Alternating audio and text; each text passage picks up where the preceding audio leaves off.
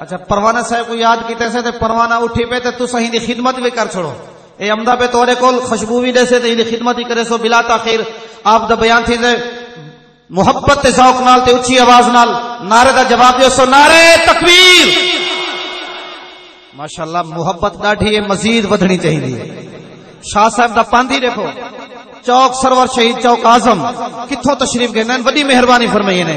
تے آپ ای نہ فرماویں کہ میری تقریر تو پہلے ڈھیلا نہ رہا, این طرح نعرہ ہونا چاہیے. لگاتا تھا وہ جب نعرہ تو خیبر توڑ دیتا تھا, لگاتا تھا وہ جب نعرہ تو خیبر توڑ دیتا تھا, حکم کرتا سمندر کو تو رستہ چھوڑ دیتا تھا. نعرے تکبیر, نعرے رسالت, نعرے رسالت. آستانہ علی اویسیہ خانگاہ شریف, آستانہ اویسیہ سلطانیہ شاہپور شریف, علماء اہل سنت کبرا شاہ صاحب, سیدی مرشدی, سیدی مرشدی غلام ہیں, غلام ہیں.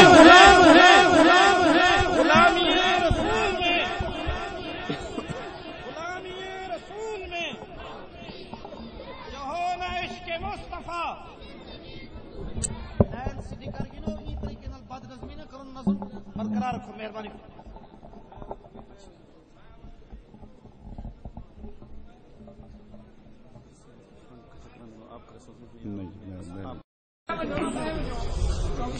اسحاق بھائی انہوں کو بلاؤ پیچھے رہے, بد نظمی نہ کریں, مہربانی فرماؤ یار. ماشاءاللہ بڑے سیانے لوگ ہو, اچھے لوگ ہو, مہربانی کی تھی ٹائم تک تشریف گئے ہوئے, لیکن جنہیں صحیح دا حکم ہے صحیح دا حکم منو, کیونکہ آپ کا فرمانے کہ جب تک کسان باس ہونا میں گفتگو شروع نہ کر سکتا. اگی تو تمہاری مرضی ہے, گفتگو سنو یا نہ سنو.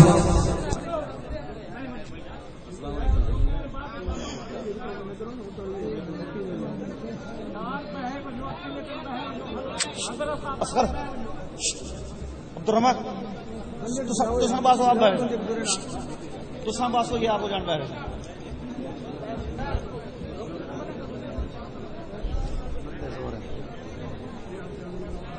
تساں باسو تو یہ باسن نہ صحیح نہیں سن لی باہر آؤ.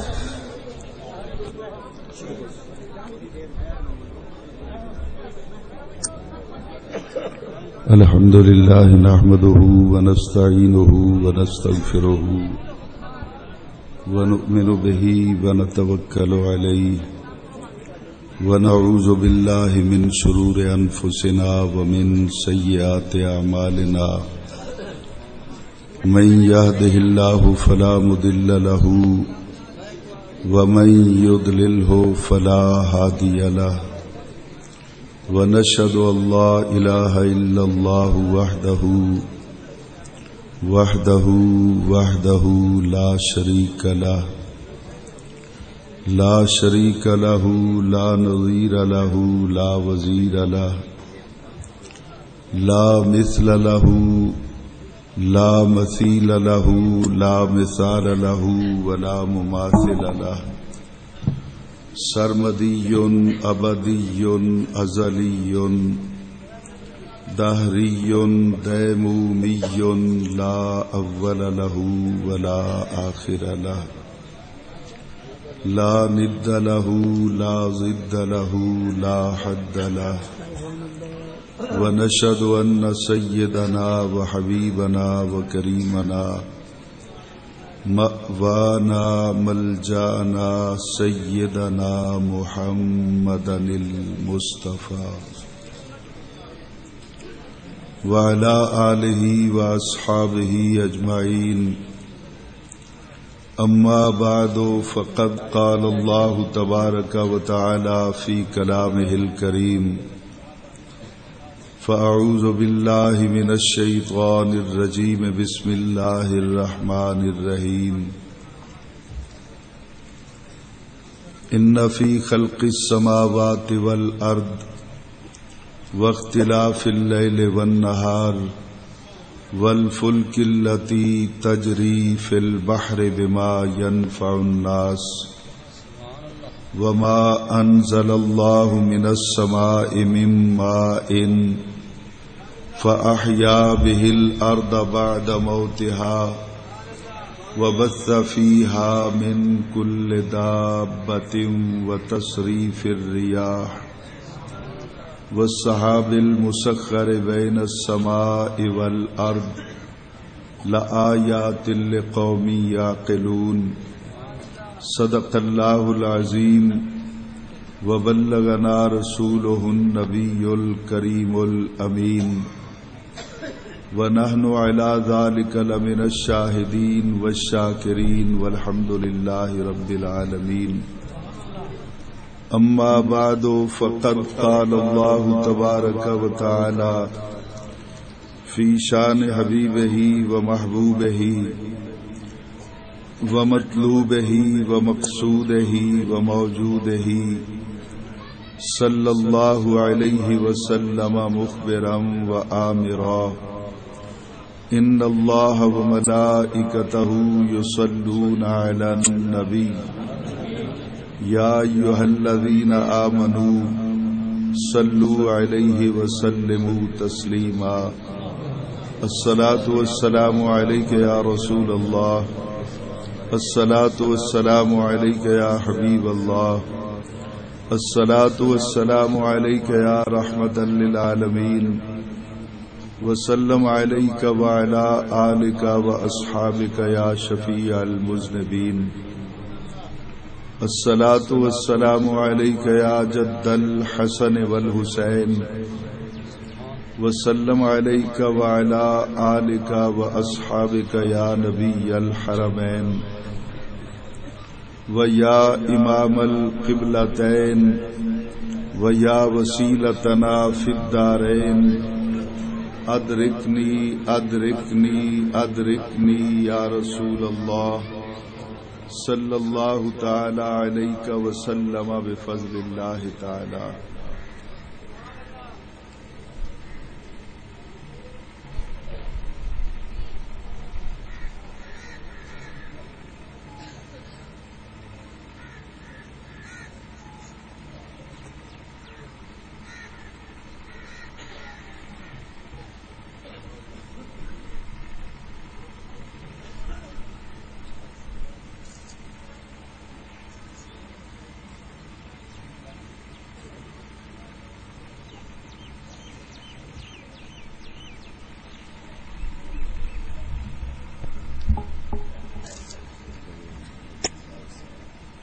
زیب محفل صدر مجلس پیر طریقت راہبر راہ رشد و ہدایت قافلہ سالار اہل سنت میر کاروان اہل محبت جگر گوشائے سلطان الاولیاء محبوب العلماء حضور قبلہ خواجہ غلام محی الدین اویسی صاحب دامت برکاتہم القدسیہ ولائق صد عز والاکرام مقتدر و محترم و محتشم حضرات علماء ذی وقار نعت خوانان ذی قدر و معزز سامعین و حاضرین کرام السلام علیکم. قبل اس کے کہ انتہائی مختصر وقت میں اپنی معروضات جناب کی سماعتوں کی نظر کروں، دل سے دعا کیجئے کہ خلاق عالم جل وعلا شانہ و اعظم برہانہ اپنے پیارے حبیب صلی اللہ علیہ وسلم کے طفیل آج کی اس پروقار بزم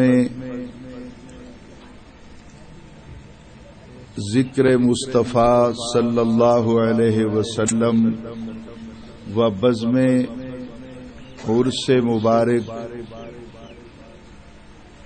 کی اس حسین محفل میں مجھے حق و صداقت کے ساتھ بات کہنے کی اور پھر مجھے اور آپ کو سن کر سمجھ کر اس پہ عمل کرنے کی توفیق عطا فرمائے۔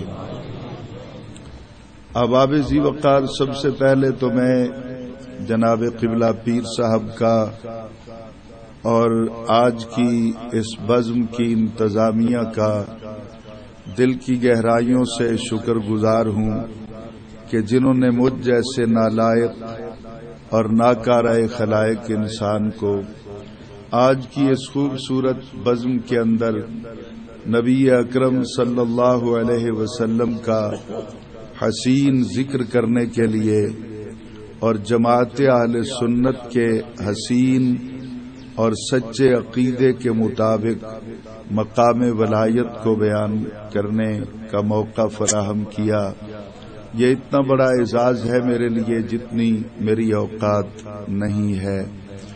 احباب ذی وقار، چونکہ آج آپ سے فرسٹ ٹائم میں ملاقات ہو رہی ہے تو میں جناب صدر آپ کے توسط سے اختصار کے ساتھ اپنا تعارف عرض کر دینا انتہائی ضروری سمجھتا ہوں کہ اس وقت اسٹیج پر اور پنڈال کے اندر جہاں جہاں بھی میری جماعت اہل سنت کے علماء تشریف رکھتے ہیں، میں ان سب کے قدموں کی خاک کے ذروں میں سے کسی ایک ذرے کے برابر بھی نہیں ہوں۔ من آنم کے من دانم، میری کیا اوقات ہے، میری کیا حیثیت ہے، میں اس سے اچھی طرح باخبر ہوں۔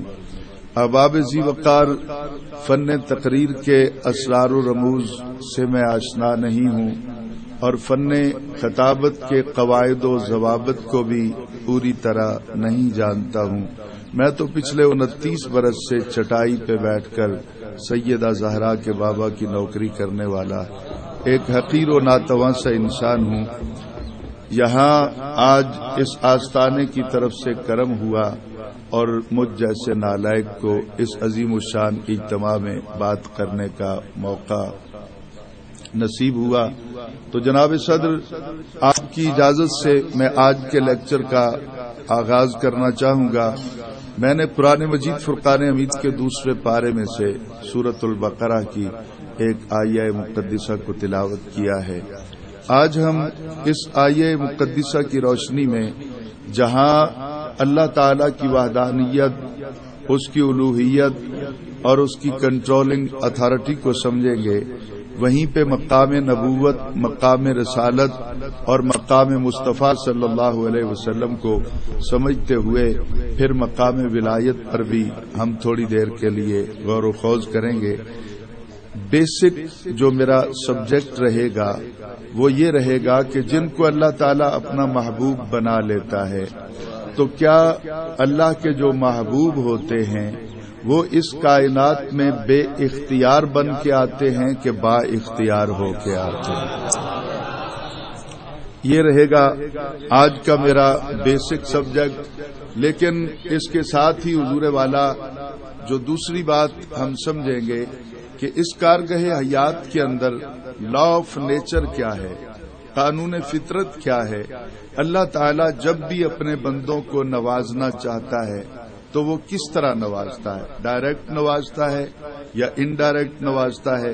درمیان میں کسی وسیلے کی ضرورت ہوتی ہے، نہیں ہوتی ہے؟ تو یہ بھی ساتھ ساتھ ہم صورت مسئلہ جو ہے اس کو ڈسکس کرتے چلیں گے۔ تو آئیے چلتے ہیں۔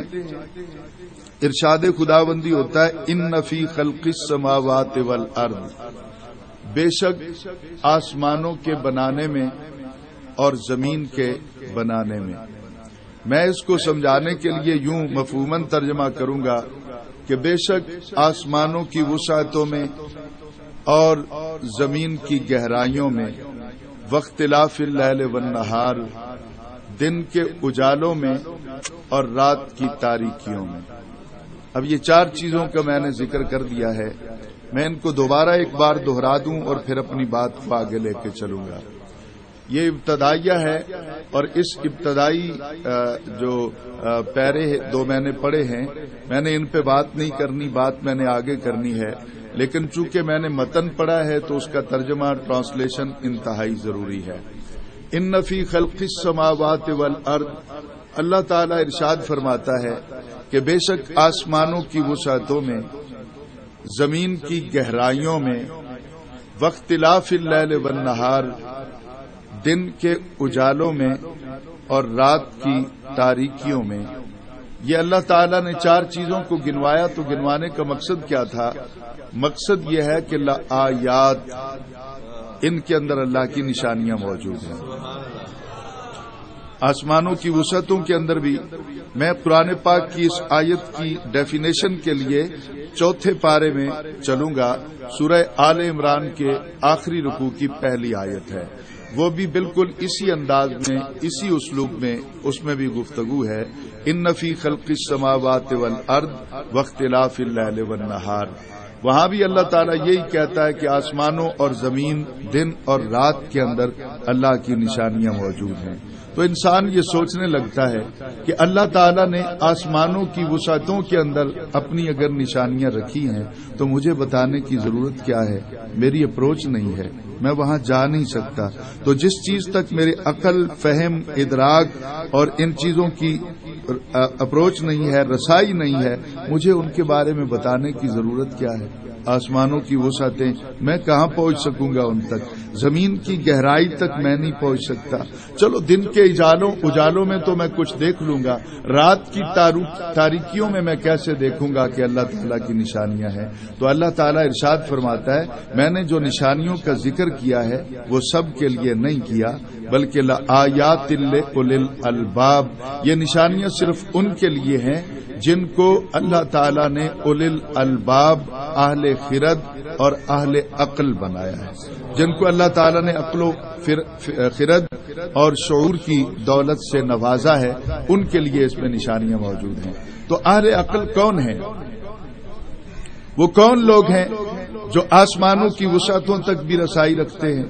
وہ کون لوگ ہیں جو دن کے اجالوں میں بھی دیکھ لیتے ہیں اور رات کی تاریکیاں بھی جن کی نگاہوں کے سامنے حجاب نہیں بنتی، ریزسٹنس پیدا نہیں کر سکتی ہیں؟ وہ کون لوگ ہیں؟ وہ کس دیش کے واسی ہیں؟ ہم اگر ان کو دیکھنا چاہیں تو کہاں ان سے ملاقات ہوگی؟ تو قرآن کہتا ہے لآیات لأولی الالباب، یہ نشانیاں صرف ان کے لیے ہیں جو اہل عقل ہیں. اگر میں علم کلام کے حوالے سے حضور یہاں پہ گفتگو چھیڑ دوں تو شام ڈھل جائے گی، رات گزر جائے گی اور بات ختم نہیں ہوگی. عقل مند کون ہے؟ جب ہم دیکھتے ہیں تو مختلف سٹیجز پر عقل کے معیار جدا جدا ہیں. اہل تجارت کہتے ہیں بزنس کرو، جتنا سرمایہ بڑھے گا، جتنا تمہارا بزنس وسیع ہوتا چلا جائے گا، اتنا ہی تم معاشرے کے اندر عقل مند کہلاؤ گے. اہل سیاست کہتے ہیں کہ سیاست میں قدم رکھو، پہلے ممبر بنو گے، پھر آگے جا کے کہیں نصیب میں آیا تو منسٹر بنو گے، پھر آگے جاؤ گے تو کہیں وفاق میں تمہیں کوئی عہدہ مل جائے گا. تو اس طرح جس طرح تمہارا مرتبہ بڑھے گا، زمانہ تجھے عقل مند کہتا چلا جائے گا. مناطقہ کہتے ہیں کہ منطق پڑھے بغیر عقل کامل نہیں ہوتی. فلاسفہ کہتے ہیں کہ جب تک فلسفے کے اصول و قواعد تمہارے ذہن کے اندر نہیں بیدار ہوں گے، یاد نہیں کرو گے، اس وقت تک تم عقل مند نہیں بن سکتے ہو. تو اسی طرح حضور والا معاشرے کے اندر اور بھی کافی اس سلسلے میں آ رہا ہے. لیکن میں قرآن سے پوچھتا ہوں کہ یا اللہ تیرے نزدیک عقل مند کون ہے؟ زمانہ تو بہت کچھ کہتا رہے گا. تو یہ آیت ختم ہوتے ہی اگلی آیت شروع ہوتی ہے، بالکل اس کے ساتھ مربوط ہے. لآیات لأولی الالباب، نشانیاں ہیں ان کے لیے جو عقل مند ہیں. عقل مند کون ہے؟ الذین یذکرون اللہ. عقل مند وہ ہیں جو ہمیشہ کنٹینیوٹی، مسلسل اللہ کا ذکر کرنے والے ہیں. اللہ کا ذکر کتنا کریں گے تو عقل کی دولت مل جائے گی. ہر سند کے لیے باقاعدہ طور پہ ایک میرٹ ہوتا ہے. آپ درس نظامیہ کرنا چاہتے ہیں، اس کا ایک اپنا میرٹ ہے. آپ ایم اے تک جانا چاہتے ہیں، اس کا ایک اپنا میرٹ ہے. آپ نے کن کن راہوں سے گزرنا ہے، کبھی ٹاٹ پہ بیٹھ کے جھڑکیں سہنی ہیں، پھر کبھی آگے جانا ہے، پھر ہائی اسکول تک جانا ہے، پھر کالج میں جانا ہے. بہت ایک لمبا پروسیجر ہے جہاں سے گزرنا ہے، پھر آپ کو وہ سند عطا کر دی جائے گی. اسی طرح عقل جو ہے اگر اللہ کا ذکر کرنے سے حاصل ہوتی تو کتنا ذکر کریں گے. اس کا میرٹ کیا ہوگا؟ تو قرآن کہتا ہے الذین یذکرون اللہ، وہ لوگ عقل مند ہیں جو اللہ کا ذکر کرتے ہیں، قیامن، کھڑے ہوں تب بھی، وقعودن، بیٹھے ہوں تب بھی، وعلی جنوبہم، اپنی کروٹوں کے بل لیٹ جائیں تب بھی۔ تو انسان کی زندگی میں یہ نشست و برخاست کی حضور والا حالتیں ہی تین ہیں، یا انسان کھڑا ہوتا ہے، یا انسان بیٹھا ہوتا ہے، یا انسان لیٹا ہوا ہوتا ہے، چوتھی پوزیشن آتی نہیں۔ ہاں کبھی کوئی ٹارچر کرنے کے لیے کسی کو کسی چوتھی پوزیشن میں لے جائے تو وہ عارضی ہوگی، ایڈہاک ہوگی، مستقل نہیں ہوگی۔ مستقل یہ تینوں صورتیں ہیں، یا کھڑا ہوگا آدمی، یا بیٹھا ہوگا آدمی، یا لیٹا ہوگا آدمی۔ تو یہ پوری زندگی کا پروسیجر ہے، کبھی کھڑا ہے، کبھی بیٹھا ہے، کبھی لیٹا ہے۔ تو قرآن پاک یہ پیغام دیتا ہے کہ اللہ کے نزدیک وہ عقل مند ہے جو اتنا زیادہ ذکر کرے کہ اس کی پوری زندگی اس کے ذکر میں بیت جائے۔ اس پر میں کچھ اور بھی استعارے عرض کرنا چاہوں تو ہو سکتے ہیں کہ زمانے کی اقسام بھی تین ہیں، یا زمانہ ماضی کہلاتا ہے، یا زمانہ حال کہلاتا ہے، یا زمانہ استقبال مستقبل کہلاتا ہے۔ تو پھر ان کو میں ان کے ساتھ ملاؤں تو بات طویل ترین چلی جائے گی۔ میں نے یہیں پہ ایک بات صرف آپ سے کرنی ہے، جو اس کنڈیشن میں اللہ کا ذکر کرنا شروع کر دیتے ہیں اللہ تعالی کی طرف سے، ان کو پھر وہ بصیرت اور خرد اور عقل اور شعور جو ہے اس کی رینج کو بڑھا دیا جاتا ہے۔ کتنی بڑھ جاتی ہے پھر ان کی رینج؟ یہ قرآن ہی کہتا ہے وَيَتَفَكَّرُونَ فِي خَلْقِ السَّمَاوَاتِ وَالْأَرْضِ، پھر وہ بیٹھے ہوتے ہیں یہاں زمین پر اور غور و فکر کرتے ہیں، کس پر؟ آسمانوں پر۔ فی خلق السماء نہیں ہے، فی خلق السماوات ہے، یعنی جتنے بھی آسمان ہیں جہاں ان کی انتہا ہو جاتی ہے وہاں تک اس کی نظر، اس کا ادراک کام کرنے لگتا ہے۔ وہ زمین پہ بیٹھ کر سادہ سی چٹائی پہ ٹیک لگا کر جب وہ غور کرنے کے لیے آنکھ بند کرتا ہے تو نہ زمین کا سینہ اس کے راستے میں رکاوٹ بنتا ہے اور نہ آسمان کی وسعتیں اس کے راستے میں رکاوٹ بنتی ہیں۔ تبھی تو مولانا روم پکار اٹھتے ہیں کہ لوح محفوظ است پیش اولیاء۔ یہ ایک تھوڑی سی ویسے ہٹ کر بحث چلی گئی تو اس کو میں یہاں روکتا ہوں، پھر میں پیچھے چلتا ہوں آیت پارہ نمبر 2 میں۔ وہاں بھی 4 چیزوں کو بیان کر کے آگے اللہ تعالیٰ ارشاد فرماتا ہے وَالْفُلْكِ الَّتِي تَجْرِي فِي الْبَحْرِ۔ اب جو ارباب علم و دانش بیٹھے ہیں، میں بہت نالائق آدمی ہوں، میں اسٹیج پہ بات کرنے کی اہلیت نہیں رکھتا ہوں۔ میں نے جس طرح اسٹیج کلاس روم میں بات کرنی ہوتی ہے میں اسی طرح بات کروں گا۔ یہاں لہجہ کبھی اوپر نیچے ہو جائے گا، وہاں صرف دھیمے لہجے میں بات کرنی ہوتی۔ جناب صدر اللہ تعالیٰ ارشاد فرماتا ہے وَالْفُلْكِ الَّتِي، اور وہ کشتی جو تجری چلتی ہے فی البحر، پانی کے اندر، وہ سمندر ہو، وہ دریا ہو، وہ کوئی جھیل ہو، جہاں ضرورت پڑتی ہے وہاں وہ کشتی کام آتی ہے۔ اللہ تعالیٰ کیا کہتا ہے؟ بما، اس کے سبب۔ اب میں شاید نہیں سمجھا پاؤں گا، ذرا غور کیجئے گا۔ بما، اس کے سبب، یہاں پہ حرف با ہے، بما حرف با ہے، علماء تشریف فرما ہے، اور پنڈال کے اندر اکثر لوگ عربی جاننے والے بھی بیٹھے ہوں گے۔ حرف با کی 9 اقسام ہیں جس کو علماء بیان کرتے ہیں۔ حرف با سببیت کے لیے بھی ہوتا ہے، الصاق کے لیے بھی ہوتا ہے، استعانت کے لیے بھی ہوتا ہے، مصاحبت کے لیے بھی ہوتا ہے۔ حرف با کو 9 طرح استعمال کیا جاتا ہے عبارت کے اندر۔ تو یہاں پہ حرف با جو ہے یہ سببیت کے لیے ہے۔ اللہ کہتا ہے وہ کشتی جو پانی میں چلتی ہے اس کے سبب ینفع، وہ فائدہ دیتا ہے، الناس، لوگوں کو۔ نہیں شاید سمجھا سکتا، غور کیجئے۔ اب یہاں پہ ینفع جو ہے اس کا فاعل کون ہے؟ اللہ تعالیٰ۔ فائدہ اللہ نے دینا ہے، الناس لینا میں نے، پار جانا ہے، کپڑے نہ بھیگ جائیں، پانی میں ڈوب نہ جاؤں، میرے پاس جو سامان ہے وہ خراب نہ ہو جائے، مجھے زیادہ تھکاوٹ نہ ہو جائے، تو مجھے فائدہ تو یہی ہے نا کہ میں آرام سے پار چلا جاؤں۔ تو آرام سے پار جانے کے لیے کشتی چاہیے، تو وہ کشتی مجھے نفع دے گی۔ لیکن اللہ تعالیٰ اس طرح نہیں کہتا.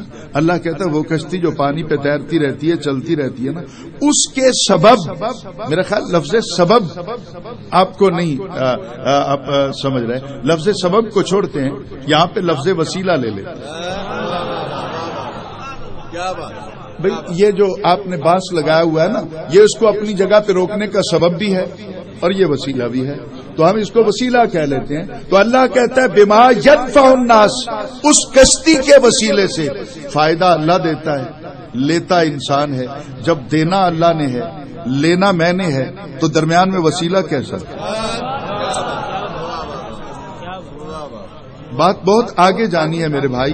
آپ تھوڑا سا بس یہ سمجھ لیجئے گا کہ آپ کی کرم نوازی ہوگی کہ آپ کے مرشد نے مجھ جیسے نالائق کو بٹھا دیا اور اب آپ نے بات سننی ہے. اس کشتی کو درمیان میں اللہ نے وسیلہ بنایا مجھے فائدہ پہنچانے کے لیے.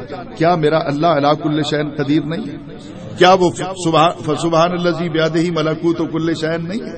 کیا وہ اس پوری کائنات کی کنٹرولنگ اتھارٹی کا مالک نہیں ہے؟ کیا وہ سب کچھ نہیں کر سکتا؟ تو جب اس نے مجھے فائدہ ہی دینا ہے، دریا کے پار بغیر محنت کے مجھے پہنچانا ہے کہ نہ میں تیروں، نہ میں بھاگوں، نہ میں ڈوبوں، نہ میں بھیگوں، اس نے مجھے پہنچانا ہے، یہی فائدہ دینا ہے. تو وسیلہ بنایا کشتی کو. کیوں؟ وہ ڈائریکٹ مجھے پار نہیں پہنچا سکتا. میں تو اس کے محبوب کا امتی ہوں نا صحیح. بنی اسرائیل کے لیے پانی رک سکتا ہے، میرے لیے نہیں. میری بات کو سمجھیے گا ذرا، میرے لیے نہیں رک سکتا، سرکار کے نوکروں کے لیے نہیں رک سکتا. رک سکتا ہے، لیکن اللہ تعالیٰ نے اس کشتی کو درمیان میں وسیلہ بنا دیا. وسیلہ بنا کر قیامت تک کے لیے بتایا کہ میں وسیلے کا محتاج نہیں ہوں. میں چاہوں تو تمہیں ڈائریکٹ بھی عطا کر دوں، اور زمانہ قدیم کے اندر ڈائریکٹ بھی میں نے عطا کر کے دکھا دیا، قرآن پاک کے صفحات پر موجود ہے. لیکن آج میں وسیلے کے ذریعے عطا کر کے قیامت تک کے لیے محمد کے نوکروں کے عقیدے پر مہر تصدیق لگا رہا ہوں کہ میں خدا ہو کر بغیر وسیلے کے نہیں چلتا. تیری اوقات کیا ہے کہ تو ولیوں کے وسیلے کا انکار کرتا ہے؟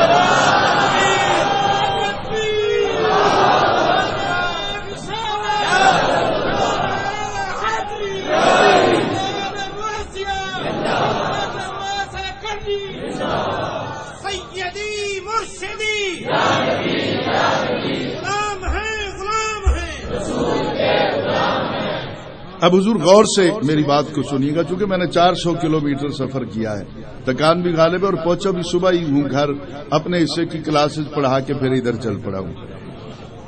تو غور سے میری بات کو سنیے گا. بما ينفع الناس، اب یہ بات وسیلے والی تو واضح ہو، لیکن سوچنے والی بات یہ ہے کہ اللہ نے وسیلہ بنایا بھی تو کس کو؟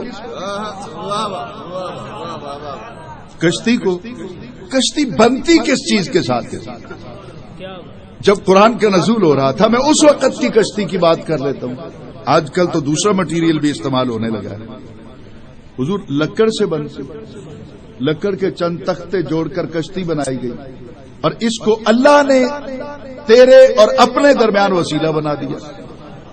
میں یہاں پہ سوال اٹھاتا ہوں، یہ لکڑی کے تختے لگا کر جو کشتی بنائی گئی ہے، کیا یہ لکڑ کے تختے زندہ ہیں کہ مردہ ہیں؟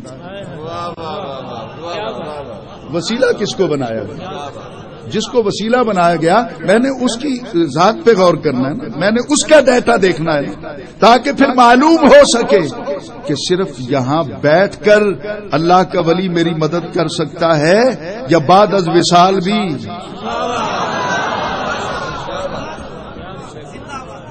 حضور یہ لکڑ کے تختے جو ہیں یہ زندہ ہیں یا مردہ ہیں؟ تو اس پر میں حدیث پاک پیش کروں گا. حدیث جریدہ ہے، بخاری کے اندر بھی ہے، مسلم کے اندر بھی ہے. اگر کوئی میرا ساتھی یہاں ڈاؤٹ کا شکار ہونے لگے تو لے آئے بخاری شریف. میں سند بھی پڑھنے کو تیار ہوں، میں متن بھی پڑھنے کو تیار ہوں، اور سند کے ایک ایک راوی پر بات کرنے کو تیار ہوں کہ اس کے بارے میں علامہ کرمانی نے کیا کہا، اس کے بارے میں ملا علی قاری نے کیا کہا، اس کے بارے میں امام بدر الدین محمود عینی نے کیا کہا، اس کے بارے میں حافظ ابن حجر عسقلانی نے کیا کہا، اور بر صغیر کے اندر اس کے بارے میں الشاہ عبدالحق محدث دہلوی نے کیا کہا، میں ایک ایک کی بات کرنے کو تیار ہوں، تو جرح ثابت کرنا، میں تعدیل ثابت کروں گا، اور اس کے بعد جب متن کی باری آئے گی تو پھر متن پہ بھی ڈسکس کرنے کو تیار ہوں، میں میدان چھوڑ کر بھاگنے کا عادی نہیں ہوں۔ اب حضور غور سے سنیے گا، سرکار جا رہے تھے اثناء سفر، ارادتاً نہیں۔ ایک تو ہوتا ہے نا ارادہ کر، میں آج ارادے سے آیا ہوں، مجھے شرف بخشا گیا، میری اوقات نہیں تھی لیکن مجھے بلا لیا گیا، تو آج ارادہ یہیں آنے کا تھا، یہ پروگرام مس کرنے کا ارادہ نہیں تھا، آنے کا ارادہ، میں ارادتاً یہاں آیا ہوں۔ تو ارادتاً آنا اور چیز ہے، میں چل رہا تھا راستے میں یہ آستانہ آ گیا،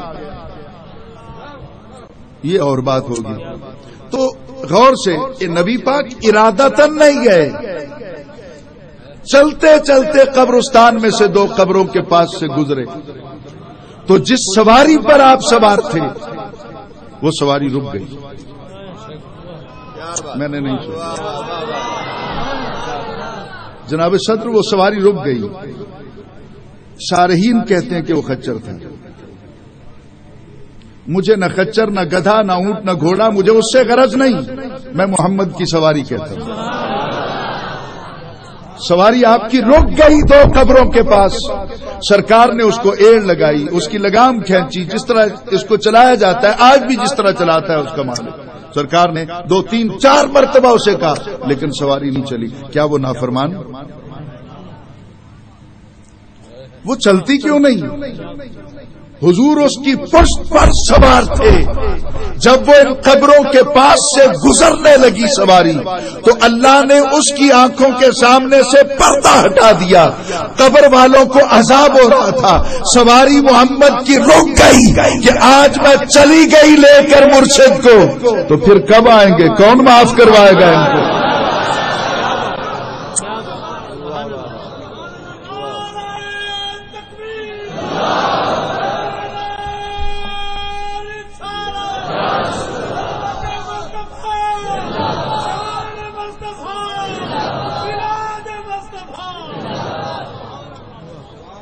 حضور سرکار مدینہ صلی اللہ علیہ وسلم سواری سے اتر گئے اور صحابہ سے کہا کہ جاؤ کوئی ہری ٹہنی تلاش کر کے لاؤ۔ خطہ عرب کے اندر کھجور کے درخت زیادہ پائے جاتے ہیں، صحابہ کرام ایک ٹہنی کھجور کی کاٹ کے لے آئے۔ میں اس پہ کلام کروں، 29 سال ہو گئے مجھے پڑھاتے ہوئے، تو زیادہ نہیں تو 29-30 منٹ تو میں اس پہ بات کرتا رہوں گا نا۔ حضور وہ کاٹ کے لائے کسی اوزار کے ساتھ، تلوار سے، خنجر سے، کلاڑی سے، کلاڑے سے، جو بھی اس دور کے اندر لکڑ کاٹنے کا آلہ تھا وہ اس سے کاٹ کے لائے۔ جب نبی پاک کے پاس لے کے آئے تو سرکار نے اپنے ہاتھ میں پکڑ کر اس کو اس طرح جو کیا تو اس کے 2 ٹکڑے ہو گئے۔ وہ کاٹ کے لائیں اوزار سے، نبی پکڑے تو ہو جائیں 2 ٹکڑے۔ یہ جو علماء بیٹھے ہیں اس پہ غور کرتے رہیے گا، اس نے ارادہ محمد کو دیکھ لیا تھا کہ آج میرا مرشد، آج میرا نبی چاہتا ہے کہ میں 2 ٹکڑے ہو جاؤں، تو پھر کسی اوزار کا انتظار کیسا؟ جو مرشد چاہتا ہے اسی طرح ہی کر لیتا، جو سائیں چاہتا ہے اسی طرح ہی کر لے۔ تو وہ 2 ٹکڑے، ایک ٹکڑا آپ نے ایک قبر پہ رکھا اور دوسرا دوسری قبر پہ رکھا۔ علماء بیٹھے ہیں، اب تقریباً 4-5 سال ہوئے، وطن عزیز کے اندر وہ تفسیر آ چکی ہے جو امام غزالی نے لکھی ہے، تفسیر سورہ یوسف، ٹرانسلیشن ہو چکی ہے بیروت سے، یہاں پاکستان میں پہنچ چکی ہے وہ تفسیر، اس کی ٹرانسلیشن ہو چکی ہے، اردو میں بھی مل رہی ہے۔ امام غزالی نے تفسیر لکھی ہے سورہ یوسف کی۔ امام غزالی نے یہی روایت اپنی تفسیر میں بیان کیا۔ غور سے میری طرف دیکھیں گے آپ تو میں عرض کروں گا۔ جناب صدر، حیران کن بات یہ ہے، امام غزالی کے راوی اپنے ہیں، امام بخاری کے اپنے ہیں، امام مسلم کے اپنے ہیں۔ جہاں سرکار نے یہ امر جو تھا اس پہ عمل کیا تھا وہاں کوئی ایک ہی تو ساتھ نہیں تھا نا، پورا قافلہ سرکار کے ساتھ تھا، پورا قافلہ تھا سرکار کے ساتھ۔ اب آپ بیٹھ جائیں، جو آتے ہیں حاضری دے کے تشریف رکھیں، بیٹھ جائیں، ڈسٹرب نہیں کریں، یہ قرآن پاک کی توہین ہے۔ جنہوں نے آنا ہے وہ مرشد کے قدموں میں حاضری دیں نا، ایک ایک آئے نا، ایک ایک کو آنے دیں، لیکن لائن بنا کے ڈسٹرب نہیں کریں گے۔ بابا جی بیٹھ جائیں، اس طرح کھڑے نہ ہوں، بیٹھ جائیں، آپ آگے آئیں۔ اب غور سے حضور بات کو سنیے گا، پھر سارے کھڑے ہو گئے، کیا تماشا ہے؟ ایک کوئی اٹھے آ جائے بس ٹھیک ہے، واپس لوٹ جائے گا، دوسرا آ جائے گا۔ اب غور سے حضور کہ امام غزالی کے راوی اپنے ہیں، چونکہ امام بھی پائے کے عالم دین ہے اور محدث ہے، امام غزالی نے اس روایت کو بیان کیا میری طرف۔ دو چار جو میرے جیسے بیٹھے ہیں چلو وہی میری بات سنتے رہیں گے، باقی تو لنگر کھا کے لوٹ جائیں گے سارے۔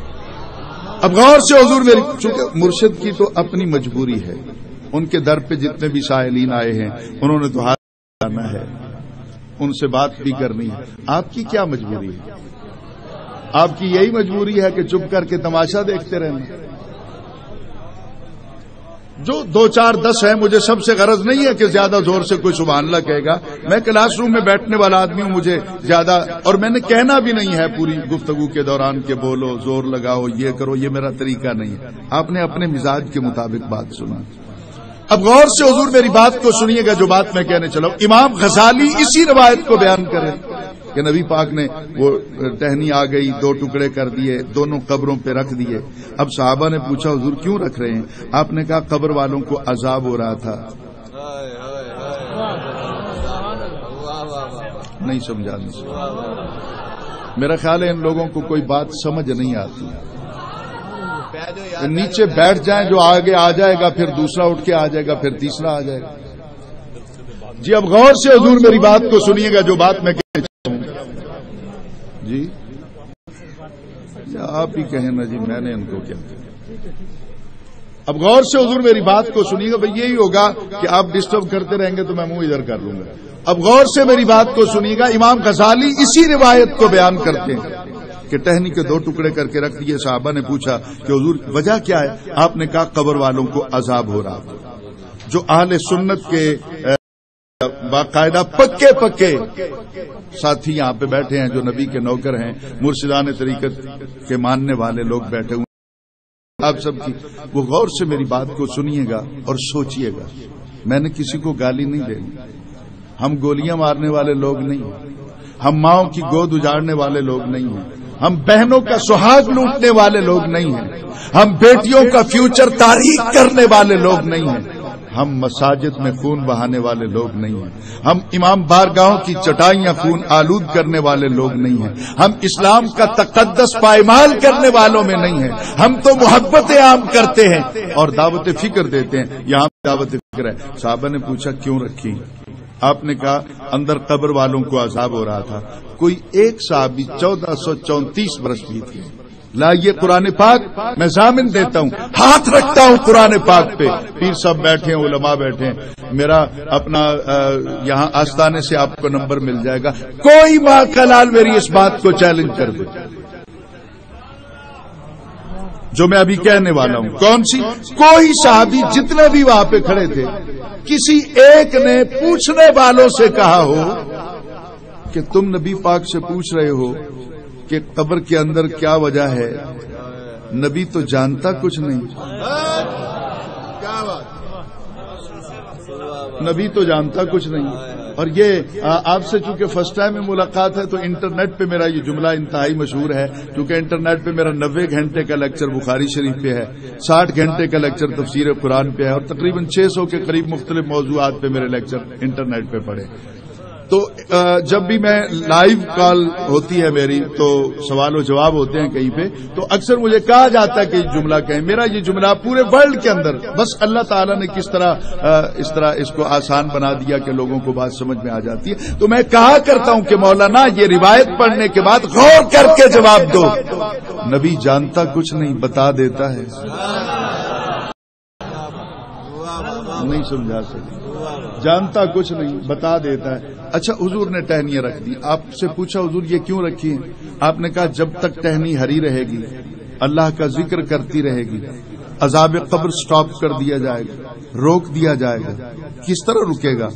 ٹہنی ذکر کرے گی، اللہ کا ذکر کرے گی، عذاب قبر رک جائے گا۔ میں پوچھتا ہوں مولانا، ٹہنی افضل ہے یا محمد کا امتی افضل ہے؟ ہے وہ بھی محمد کی امت میں اس امتی کی بات کرتا ہوں جو حافظ قرآن ہے. وہ قبر پہ جا کے پڑھے تو آپ کی پیشانی پہ شکنیں نمودار ہو جاتی ہیں. اس حدیث کو پڑھ کر جواب دو, اگر ٹہنی قبر پہ اللہ کا ذکر کرے تو عذاب قبر معاف ہو سکتا ہے, اگر حافظ قرآن یا بیٹا یا بیٹی قبر پہ جا کے قرآن پڑھے تو عذاب قبر کیوں نہیں معاف ہو؟ اس کا جواب آپ کے پاس کیا ہوگا؟ آپ مجھے کس طرح مطمئن کریں گے؟ لیکن جو بات میں آپ کو سنانے کے لیے لایا ہوں, امام غزالی کہتے ہیں, ان کا راوی جو بیان کرتا ہے, حضور میں نے پڑھا, میں یقین کیجئے کہ رو پڑا کہ میرے آقا کو اللہ نے کتنی عظمت عطا کی. نبی پاک ٹہنیاں رکھ رہے تھے, صحابہ نے پوچھا کہ حضور کیوں رکھ رہے ہیں؟ کہا جب تک ہری رہیں گی. میں قبول کرتا ہوں اس ذمہ داری اس حوالے کی, جہاں آپ کہیں گے کورٹ میں, کچہری میں, پنچایت میں, آستانے پر, میں حوالہ دکھانے کو آؤں گا. تفسیر یوسف جو امام غزالی نے لکھی ہے, امام غزالی کے راوی بیان کرتے ہیں کہ جیسے ہی سرکار کے ہاتھ وہیں پہ تھے, آپ نے کہا جب تک ہری رہیں گی. اگلا جملہ ابھی آپ نے کہا نہیں تھا کہ وہ ٹہنیاں نہ رہیں, اللہ تعالیٰ نے ان کو پودوں کی صورت عطا فرمائی, ان کو پودے بنا دیا. یہ تو ہے کہ ایک بار سیدہ زہرا کے بابا سے منہ سے کوئی بات نکل جائے, صرف ایک بار ویسے ہی بتانے کے لیے, تو اللہ تعالی اس کو قانون کا حصہ بناتے ہوئے ان کی نیچر کو تبدیل کر دیتا ہے. ویسے انہوں نے سوکھ جانا تھا, اب وہ پودے بن گئے. سال ہا سال تک قبر پہ اللہ کا ذکر ہوتا رہا. تو نبی ایک بار جس کے لیے کہہ دے کہ یہ ہرا رہے گا تو اللہ تعالیٰ اسے ہرا بنا دیتا ہے, پودا بنا دیتا ہے. تو جن کے لیے راتوں کو رو رو کر نبی نے دعائیں مانگی, ان کو جنت نہیں ملے گی.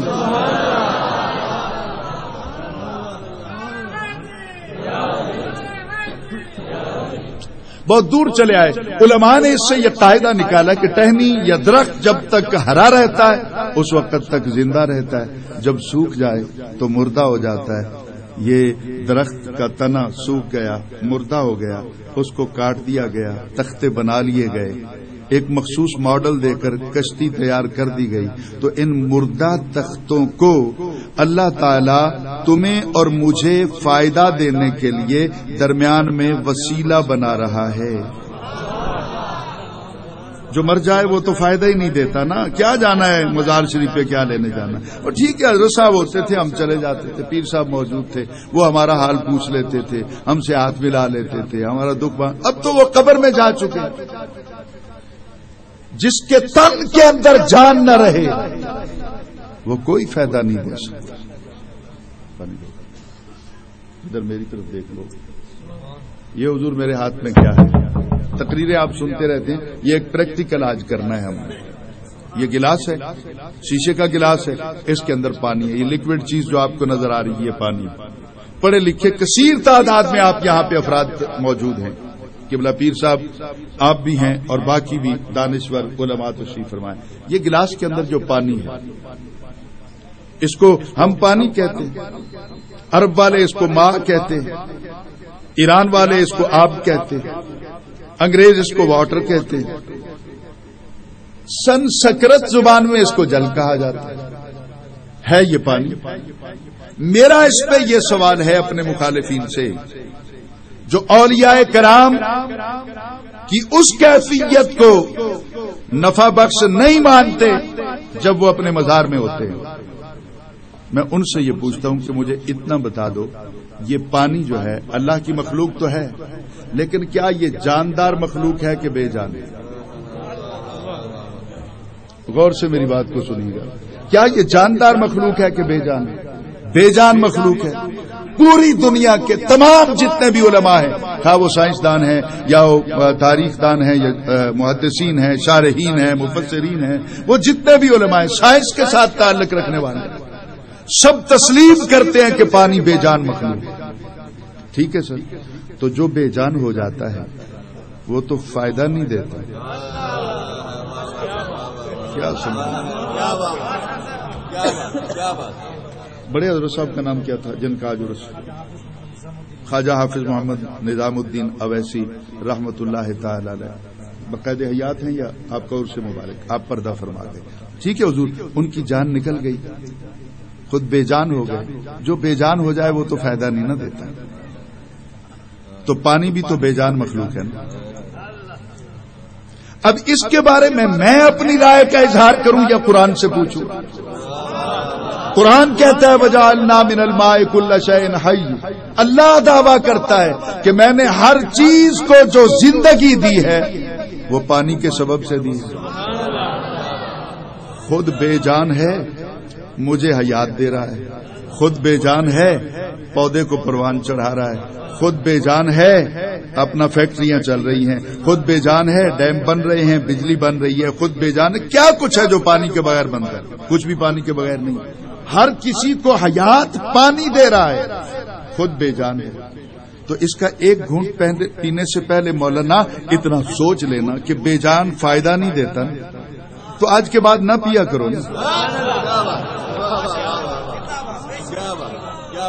یہ تو پریکٹیکل ہے، میں تو کسی کو برا نہیں کہتا ہوں. سوچ دعوت فکر تو پیش کرنا میرا حق بنتا ہے نا حضور والا. یہ بے جان ہے نا.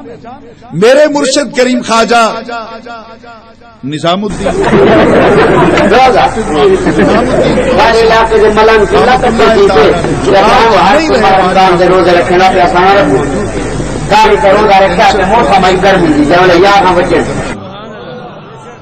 اب غور کیجئے گا حضور والا، یہ پانی بے جان ہے. اگر بے جان فائدہ نہیں دیتا مزار پہ نہیں جانا. بے جان فائدہ نہیں دیتا اس کے در پہ نہیں جانا. جو بے جان ہو گیا وہ فائدہ نہیں دیتا تو کس منہ سے پانی کا ایک ایک قطرہ اپنے حلق سے نیچے اتارتا ہے؟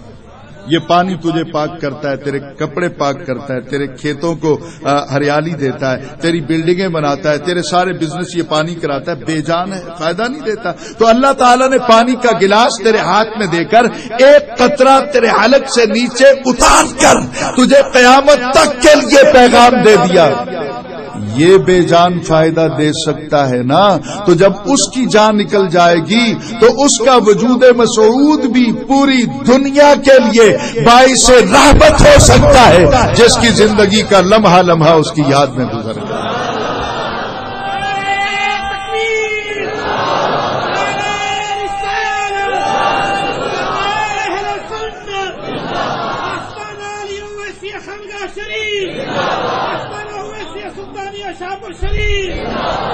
اب یہاں پہ ایک بات عرض کروں، پھر ایک اور کشتی کی طرف میں چلا جاؤں گا، پھر اس کا تذکرہ ہم قرآن پاک میں دیکھیں گے. سب ہوا کیا؟ یہ بے جان مردہ تختے کسی انسان نے کاٹے، ان کو مخصوص ماڈل کسی انسان نے دیا، ان کو جوڑا کسی انسان نے. جب یہ بن گئی تو کشتی کہلائی. کیا یہ لکڑ نہیں ہے؟ تو آپ جو کشتی بناتے ہیں ان سے جا کے کہیں نا کہ بھائی میں لکڑ لینے آیا ہوں، تول کے دے دو. کیا سنا لکڑ لے کیا؟ یہ لوہا ہے سن، یہ تول کے کباڑیے کے پاس بیچیں تو کتنے کا ہوگا؟ یہ زیادہ سے زیادہ 100 کا بھی نہیں ہوگا. لیکن آپ کیا جہاں سے مارکیٹ میں یہ ملتا ہے وہاں جا کے کیا کہیں گے کہ مجھے لوہا چاہیے؟ آپ سٹینڈ مانگیں. جب یہ لوہے سے سٹینڈ بنا تو ویلیو اپ ہو گئی. جب لکڑ سے کشتی بنی تو مارکیٹ ویلیو اپ ہو گئی. اب وہ ہے لکڑ، کوئی عالم، کوئی قاری، کوئی حافظ، کوئی مدرس، کوئی سائنسدان، کوئی دانشور، کوئی سکالر اسے لکڑ نہیں کہتا. ہر کوئی کشتی کہتا ہے، ہر کوئی کشتی کہتا ہے، ہر کوئی کشتی کہتا ہے. جس کو انسان کا ہاتھ لگے، جس کو انسان کا ہاتھ لگے اس کے روپ میں اتنا نکھار آ جاتا ہے کہ اس کی ذات تک کسی کی نظر نہیں جا سکتی. جس کو رحمان نے پیار سے بنا کے بھیجا ہے تو اس کی ذات کو ڈسکس کرنا چاہتا ہے. تیری اوقات کیا ہے کہ تو محمد کی ذات کو سمجھ سکے؟ ایک بات ہے حضور. اب دوسری بات سنیے گا کہ بنایا انسان نے لیکن اللہ نے اس کو وسیلہ تیرے اور اپنے درمیان بنا دیا. اب میں یہاں پہ ایک دوسری بات کر کے پھر میں آگے چلوں گا. بناتا ہے انسان، اللہ تعالیٰ اس کو بندے اور اپنے درمیان وسیلہ بنا دیتا ہے کشتی پہ. تو جس کو انسان بناتا ہے، اور بنانے والا پتہ نہیں نماز بھی پڑھتا تھا کہ نہیں. وہ والذین یبیتون لربہم سجدا وقیاما پہ عمل بھی کرتا تھا کہ نہیں؟ وہ پتہ نہیں مسلمان بھی تھا کہ نہیں، کون تھا کشتی کا بنانے والا، اس کے بارے میں کوئی ڈیٹا معلوم نہیں. کسے باشد کوئی بنانے والا، جس کو انسان بنائے اس کے وسیلے کا تو مولوی انکار نہیں کرتا، جس کو رحمان نے بنا کے بھیجا ہے اس کا انکار کیسے ہوتا ہے؟ حضور ایک اور کشتی کو میں دیکھتا ہوں تو حیران رہ جاتا ہوں. حضرت سیدنا خضر علیہ السلام اپنے مہمانوں کو کشتی میں بٹھا،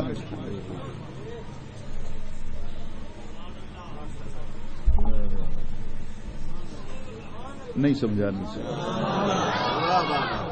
موسیٰ علیہ السلام اور یوشع بن نون ان دونوں نے سفر کیا، روٹی بھی گھر سے لی، مچھلی کے کباب بھی گھر میں بنائے، ٹھیک ہو گیا. سفر کر کے چلے. مولوی سے اتنا پوچھ لیجئے گا آنکھوں میں آنکھیں ڈال کے پیار کے ساتھ احترام کے ساتھ کہ غیر اللہ کی طرف جانا تو ناجائز ہے. موسیٰ علیہ السلام اللہ سے ملنے جا رہے ہیں. کیا سناؤں میں؟ کیا خضر علیہ السلام خدا تھے؟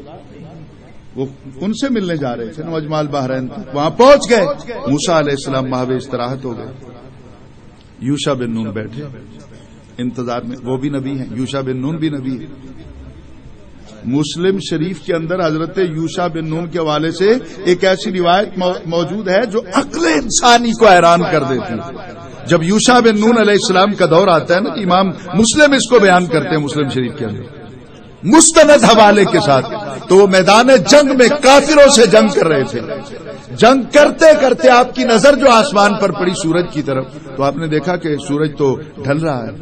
وقت انتظار نہیں کرتا، سورج انتظار نہیں کرتا. یہ میں صحیح کہہ رہا ہوں یا غلط کہہ رہا ہوں؟ گھر میں خوشی ہو یا غمی ہو، ڈوبنا ہے تو ڈوب جاتا ہے، طلوع ہونا ہے تو ہو جاتا ہے. نہ رات انتظار کرتی ہے نہ دن انتظار کرتا ہے. ایسا ہے یا غلط ہے؟ درست کہہ رہا ہوں حضور. اب غور سے میری بات کو سنیے گا. آپ نے دیکھا کہ سورج تو 1-2 گھنٹے کے بعد ڈوب جائے گا، اور اب جنگ کی پوزیشن یہ ہے کہ مجھے تقریباً 2 گھنٹے سے زیادہ ملے تو اسلام غالب آ جائے گا، کفر مغلوب ہو جائے گا. لیکن وقت مل نہیں سکتا، سورج ڈوب جائے گا. آپ نے جنگ کے میدان میں جنگ لڑتے لڑتے، میری طرف دیکھیں گے جو سننا چاہتے ہیں، میدان میں جنگ لڑتے لڑتے آپ نے تلوار کو رکھا زمین پر اور انگلی اٹھائی آسمان کی طرف، سورج کی طرف، اور آواز دے کر کہا، اے سورج جس کی تو نوکری کر رہا ہے، کام میں بھی تو اسی کا ہی کر رہا ہوں.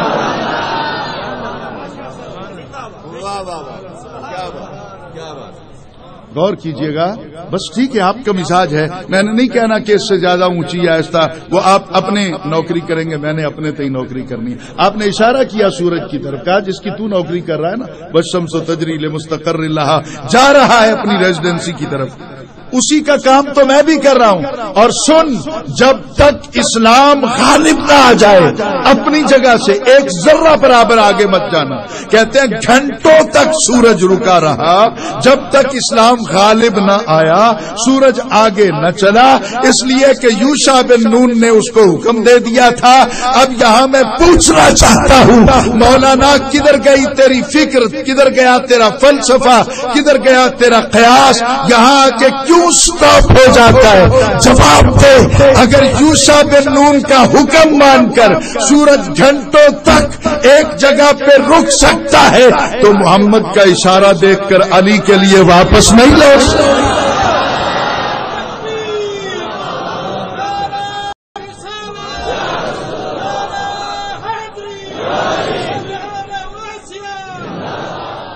اب غور سے میری ایک بات سن لیجئے، میں نے آگے جانا ہے، بہت آگے جانا ہے اور بہت کم وقت میں جانا ہے. غور سے میری بات کو سنیے گا. حضرت یوشع بن نون بیٹھے ہوئے تھے، دیکھا نا تو حضرت دسترخوان میں ہلچل مچی.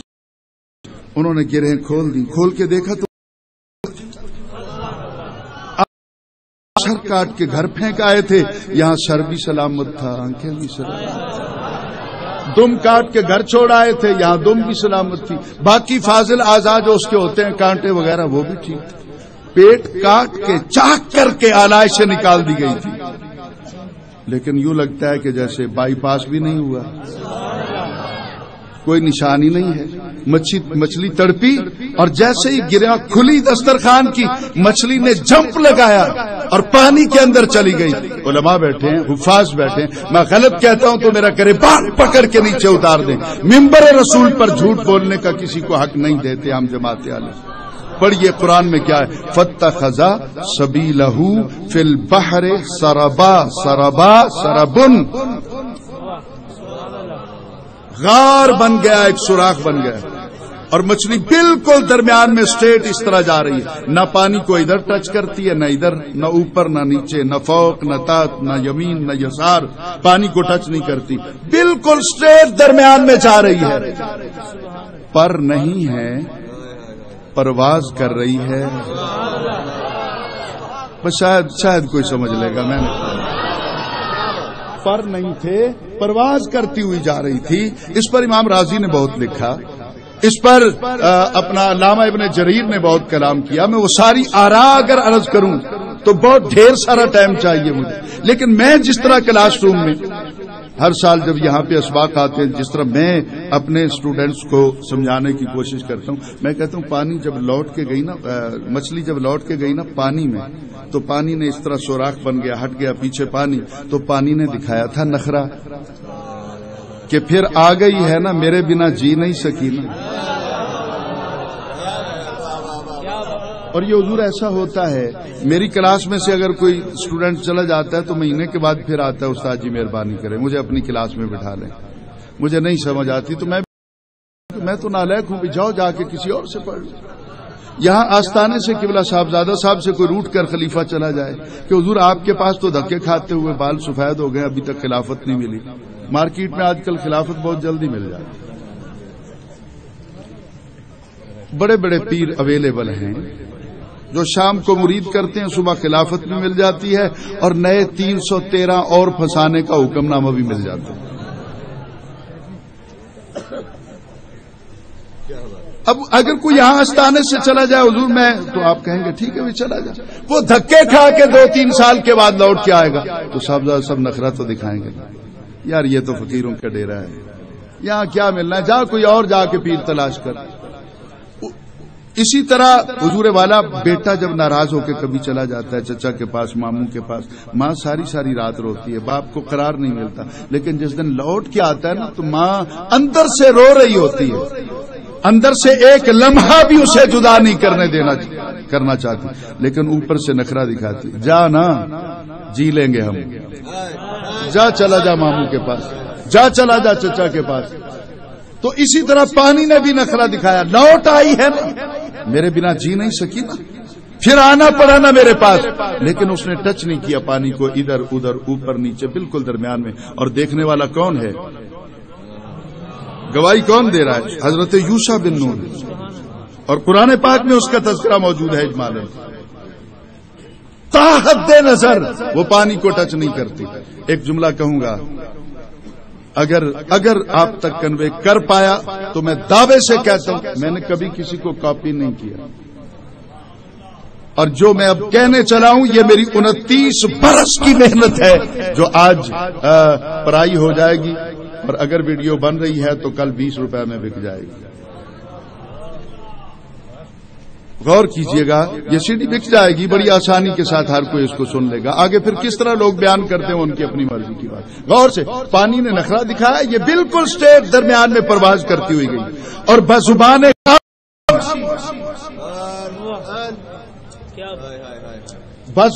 خاموشی, حضور والا آپ سنیں, بزبان خاموشی وہ مچھلی پانی کو پیغام دیتی گئی کہ بیت گئے وہ دن جب میں تیری محتاج ہوا کرتی تھی, اب میں رسول کے در سے ہو آئی.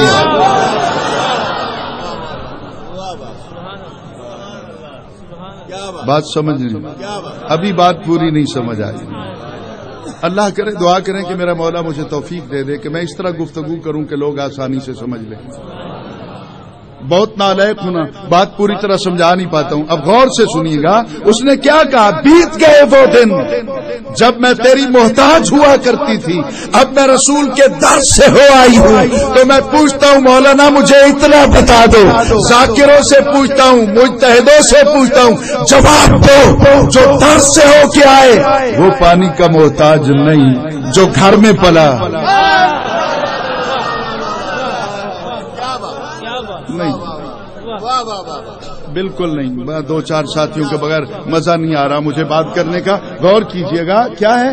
جو گھر میں رہا، پلا، آغوش میں پلا، کاندھوں پہ کھیلا، وہ تیسرے دن اتنا پیاسا ہو گیا تھا کہ پانی کے قطروں کی بھیک مانگنے کے لیے یزید کے کتوں کے سامنے اپنے بیٹوں کو پیش کرتا ہے، 2 قطرے پانی کے پلا دو، میرا اصغر مارا جائے گا، 2 قطرے پانی کے پلا دو، میرا اصغر مارا جائے گا۔ مجھے کہتے ہیں راوی نے بیان کیا، تم انکار کر رہے ہو؟ میں کہتا ہوں راوی ہے نا، رسول تھوڑا ہے۔ بڑے بڑے راویوں پہ بحث ہوتی ہے، اس راوی کی اوقات کیا ہے؟ سن، ایک طرف راوی کی روایت ہے، دوسری طرف میری جماعت اہل سنت کا عقیدہ ہے، اور ادھر حسین کی عزت کا سوال ہے۔ تو نے حسین کو یزید کے کتوں کے سامنے منگتا بنا کے کھڑا کر دیا، ہم ڈنکے کی چوٹ پر کہتے ہیں حسین کوئی اور ہوگا جو منگتا ہوگا، میرا حسین کل بھی سخی تھا، آج بھی سخی۔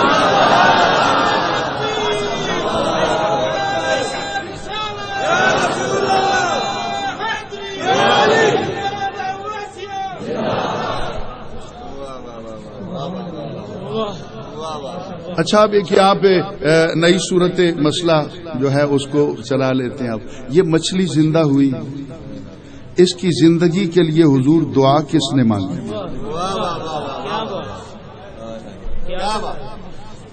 سمجھ میں آ رہی ہے بات؟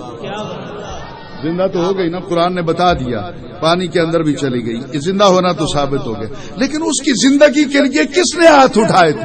موسیٰ علیہ السلام نے، وہ تو سو رہے ہیں، یوشع بن نون وہ تو بیٹھے ہوئے، خضر علیہ السلام ابھی آئے نہیں۔ اس کو زندگی جو ملی یہ کس کی دعا سے؟ کس نے اپنی ریکویسٹ فارورڈ کی تھی اللہ تعالیٰ کی کورٹ کے اندر کہ یا اللہ یہ مہربانی کر اس کو؟ نہ وہ پہنچے ہیں نہ ان دونوں نے دعا کی، پھر بھی اللہ نے اس کو حیات عطا کر دی۔ بات سمجھ میں آ رہی؟ بول رہے ہیں؟ اب غور سے حضور میری بات کو سنیے گا، یہ بات نہیں بالکل، ان کو قرآن پاک کی کوئی ضرورت ہے ہی نہیں۔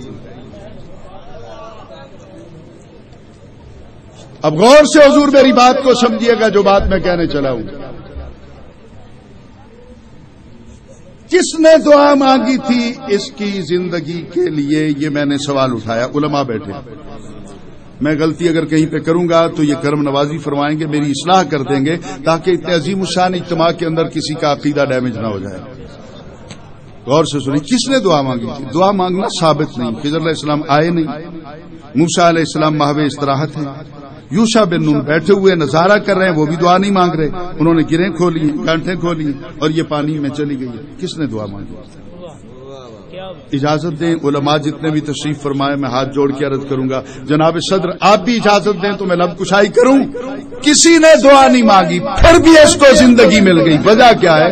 اللہ تعالیٰ نے بھیجا اسی جگہ تھا، مجمع البحرین، یہ وہ جگہ تھی جہاں اس کے محبوب سے ملاقات ہونی تھی خضر علیہ السلام کے ساتھ، تو اللہ تعالیٰ نے اس مچھلی کو زندہ کر کے قیامت تک کے لیے ثابت کر دیا۔ جب محبوبوں کے در پہ آ جاؤ تو یہ مت سوچنا کہ مانگو گے تب ملے گا، نہیں مانگو گے تب بھی مل جائے گا۔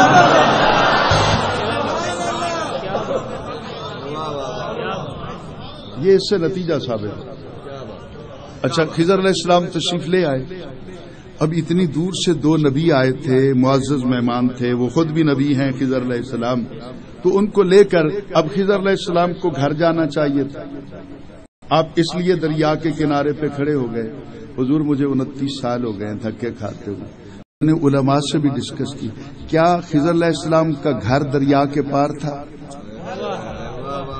کیا پار گھر ہوتا تو پھر کشتی کا انتظار تھا نا، ٹھیک ہے، بھی نہیں تھا. اچھا ہو سکتا ہے کبھی ایسا ہوتا ہے کہ اتنی گنجائش نہیں ہوتی, اپنے مہمان کو ہم ریسٹورینٹ لے جاتے, کسی اچھے ہوٹل میں لے جاتے, تو کیا پار کوئی سرائے تھی؟ یہ بھی نہیں ہے. اچھا کیا مزہ ہوتا کہ حضرت خضر علیہ السلام مہمانوں کا ہاتھ پکڑتے دونوں کا اور پانی کے اوپر قدم رکھ دیتے. پانیوں پہ حکومت جو تو پانی آپ کے قدموں کو چومتا ڈبوتا نہ, مہمانوں کو بھی پتہ چلتا کہ ہمارا میزبان کیسا ہے. یہ اب ہاتھ پکڑتے پانی کے اندر چلے جاتے. مچھلی کو پانی راستہ دیتی ہے, نبیوں کو نہیں دیتی. تو پانی کے اندر اتر جاتے, سمندر کے خزانے بھی دیکھتے, عجائبات بھی دیکھتے اور منزل تک بھی چلے جاتے.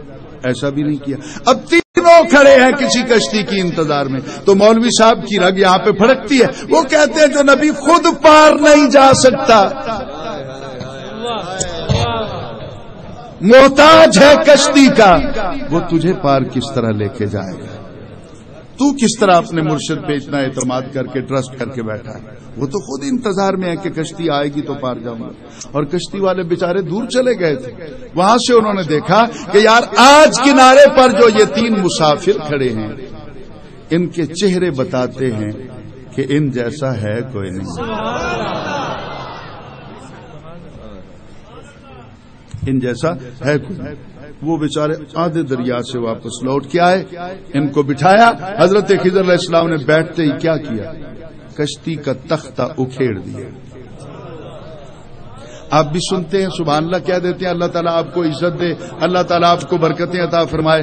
ہم بھی پڑھتے ہیں قرآن میں گزر جاتے ہیں. کتنے برسوں کے بعد میرے ذہن میں یہ سوال پیدا ہوا, وہ کشتی تھی یا کوئی ڈیکوریشن پیس تھا کہ خضر علیہ السلام نے بیٹھتے ہی تختہ نکال دیا؟ کیا کشتیوں کے تختے اتنے کمزور ہوتے ہیں کہ جو چاہے پکڑے نکال دے؟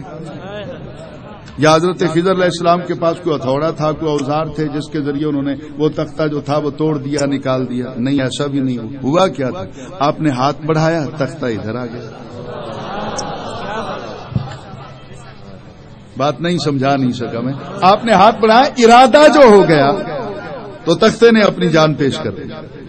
اب موسیٰ علیہ السلام نے اس پہ سوال کیا, قال اخرجتها لتغرق اهلها.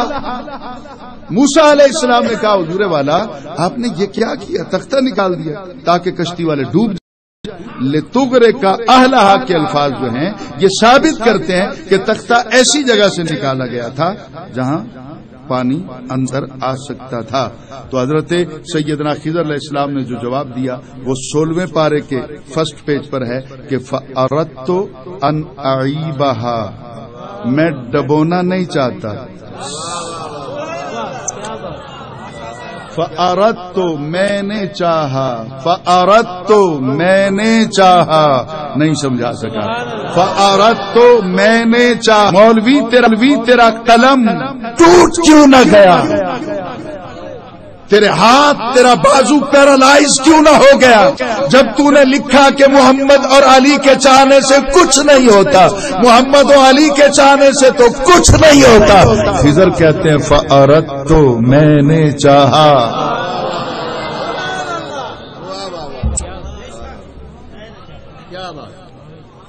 میرے آقا, میرے لجپال, میرے ہادی, میرے سائیں اور ہم سب کے مرشد نبی دو عالم صلی اللہ علیہ وسلم ایک دن گھر تشریف لائے.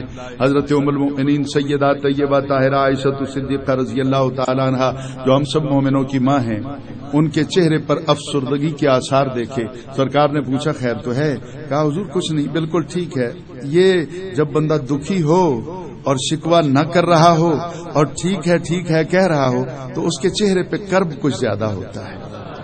اس کے کہنے کا انداز سامنے والے کو رلا دیتا ہے, اس کے جگر پہ چھریاں چلا دیتا ہے. اور پھر وہ جو ہے بھی محبوب کائنات حضرت عائشہ صدیقہ رضی اللہ تعالیٰ عنہ. آپ نے پوچھا خیر تو ہے؟ نہیں حضور کوئی بات نہیں, بالکل ٹھیک ہے, خیریت ہے, بس اتنی سی بات ہے کہ 7 دن ہو گئے نہ چولہے میں آگ جلی نہ گھر میں کھانے کو کچھ ہے. تو نبی علیہ السلام نے وہاں کھڑے ہو کر جو کچھ کہا، اٹھاؤ مشکات اور لاؤ صحیح ستہ کی مستند ترین حدیث کی کتابیں، نبی کے الفاظ موجود ہیں.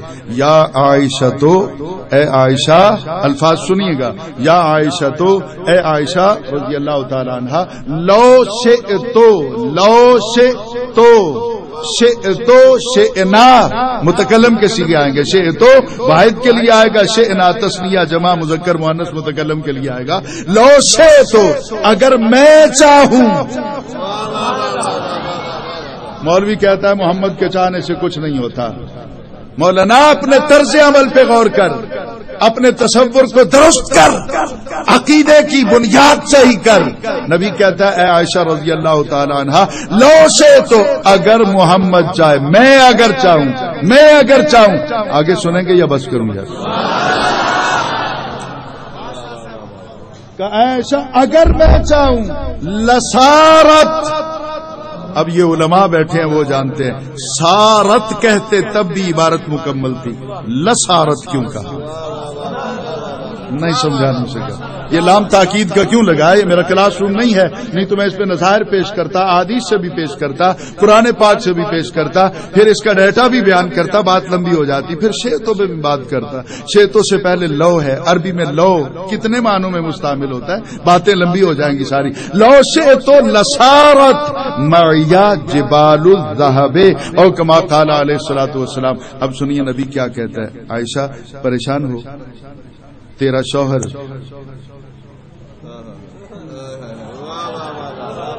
عالمین کا نبی محمد میں اپنے بارے بتا رہے ہیں، میں اگر چاہوں. تو بس 7 دن کا فاقہ پریشان ہو. تو کیا سمجھتی ہے تیرے شوہر کے ہاتھ میں کچھ بھی نہیں؟ میں اگر چاہوں تو لسارت، سارت چلے نہیں، لسارت ضرور چلے. ایک مریدین آپ آتے ہیں تو حضرت صاحب حکم دیتے ہیں کہ بھی آپ نے کل آنا ہے، ٹھیک ہے یہ، اور ایک کو دیکھ کے کہتے ہیں تو نے ضرور آنا ہے. تو جس کو ضرور کا کہیں گے اس کے لیے آنا لازم ہو جائے گا، دوسرے کی مرضی آ جائے تو اس کے لیے فضیلت ہے، نہیں آئے گا تو نہیں.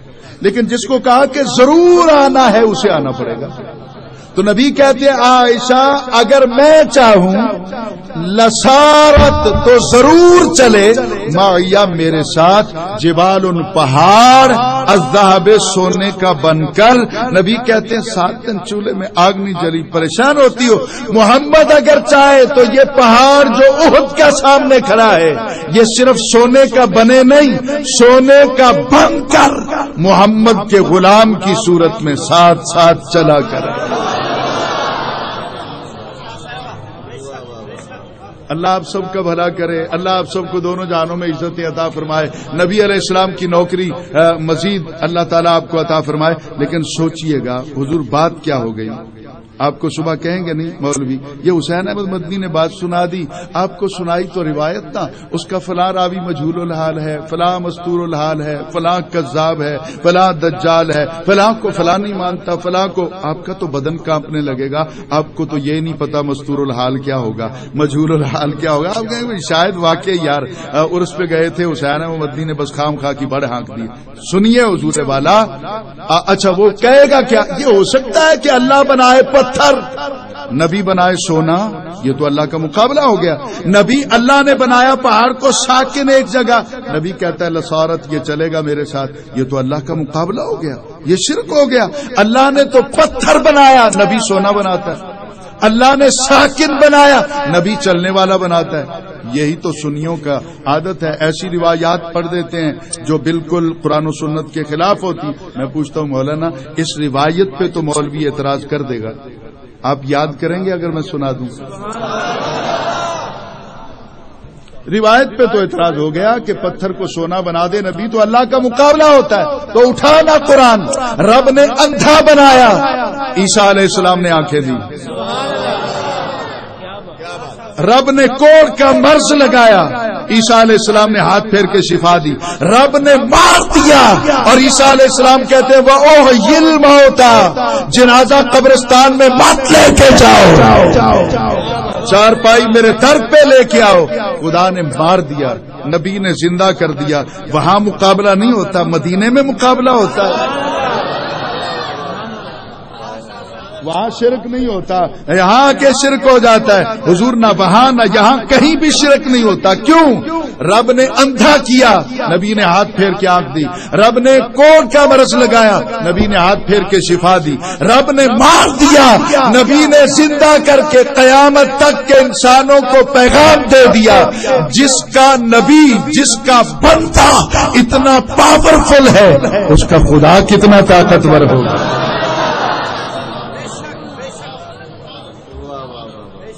تو حضرت خضر علیہ السلام کہتے ہیں کہ سنو، میں نے ڈبونے کے لیے تختہ نہیں اکھیڑا، میں نے صرف اس میں عیب پیدا کیا تھا، اور عیب بھی کہاں جہاں سے پانی اندر آ سکتا ہے۔ تو مسکرائے خضر علیہ السلام کہ آپ ناراض ہو رہے ہیں کہ پانی اندر آئے لوگ ڈوب جائیں گے۔ کتنے ڈوب گئے؟ اور کشتی سارا دن چلتی رہی، پھر اپنی منزل پہ پہنچی۔ کتنے کوس کا فاصلہ ہے، آن دی ریکارڈ اپنا تفسیر کی کتابوں میں موجود ہے۔ سارا دن کشتی نے سفر کیا، ایک قطرہ بھی پانی کا اندر نہ آیا۔ تھی عیب والی، پر خود بھی پار لگ گئی، جو ساتھ تھے ان کو بھی پار لے گئی۔ نہیں سمجھا نہیں سکا، تھی عیب والی، تھی عیب والی، لیکن جو متعلق ہوئے ان کو پار پہنچا دیا، ڈوبنے نہیں دیا۔ تھی عیب والی، نہیں سمجھا نہیں پایا میں بات۔ تھی عیب والی، ڈوب سکتی ہے، لیکن سارا دن پریکٹیکل کروایا، قطرہ بھی اندر نہیں آیا۔ پتہ یہ چلا چاہے تیرے اندر جتنے عیب ہوں، پیچھے کسی کا ارادہ ہو تجھے منزل پہ پہنچانے کا، پیچھے کوئی اویسی بیٹھا ہو، پیچھے کوئی چشتی رنگ ہو، پیچھے کوئی موجود ہو، کسی کی نظر ہو تو پر، چاہے تیرے اندر جتنے عیب ہوں گے وہ ہنر بن جائیں گے۔ پھر تو اکیلا منزل پہ نہیں پہنچے گا، جتنے تیرے ساتھی ہوں گے تو ان کو بھی ساتھ لے کے منزل تک پہنچ جائے۔ قرآن پاک کی آیت پیغام دیتی۔ اب خضر علیہ السلام کیا کہتے ہیں؟ اما السفینۃ فکانت لمساکین، وہ کشتی جس کا میں نے تختہ اکھیڑا تھا وہ غریبوں کی کشتی، غریبوں کی کشتی۔ یعملون فی البحر، سارا دن وہ مزدوری کرتے تھے دریا میں۔ فأردت ان اعیبھا، میں نے چاہا کہ اس میں عیب پیدا کر دوں۔ کیوں؟ وکان وراءہم ملک، وکان وراءہم ملک، ہائے ہائے، میں کیا کہوں اور کیا نہ کہوں، بہت نالائق ہوں۔ حضور یہی موسیٰ علیہ السلام اور خضر علیہ السلام بستی میں ٹھہرے تھے، بستی والوں نے پانی نہیں دیا تھا، نہ کھانا دیا تھا۔ فَأَبَوْا أَن يُضَيِّفُوهُمَا، بستی والوں نے ان کی ضیافت سے انکار کر دیا، نبیوں کو پانی نہ دیا۔ کوئی تو یار سمجھ لے، بند کر دیا پانی نبیوں کا، لیکن نبیوں نے ان کی دیوار بنائی۔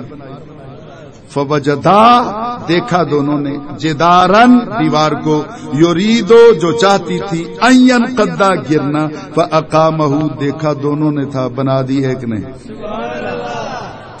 اقامہ ہے نا جی، اقامہما یا اقامہم نہیں، ایک نے اشارہ کر کے دیوار کو پھر اپنی جگہ پہ کھڑا کر دیا۔ اب جو بات ہے غور سے سنیے گا، پانی بند ہوا،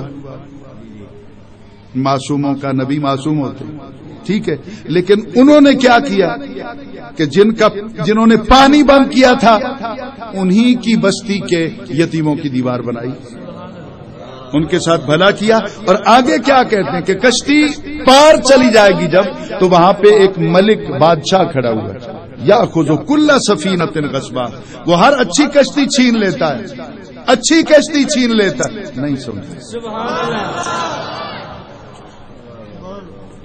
وہ ہر اچھی کشتی چھین لیتا ہے۔ میں نے تختہ نکال دیا، اب یہ اچھی نہیں رہی، اچھی نہیں رہی اس کی نظر میں، اور جو بیٹھے ہیں ان سے پوچھو اچھی ہے کہ نہیں۔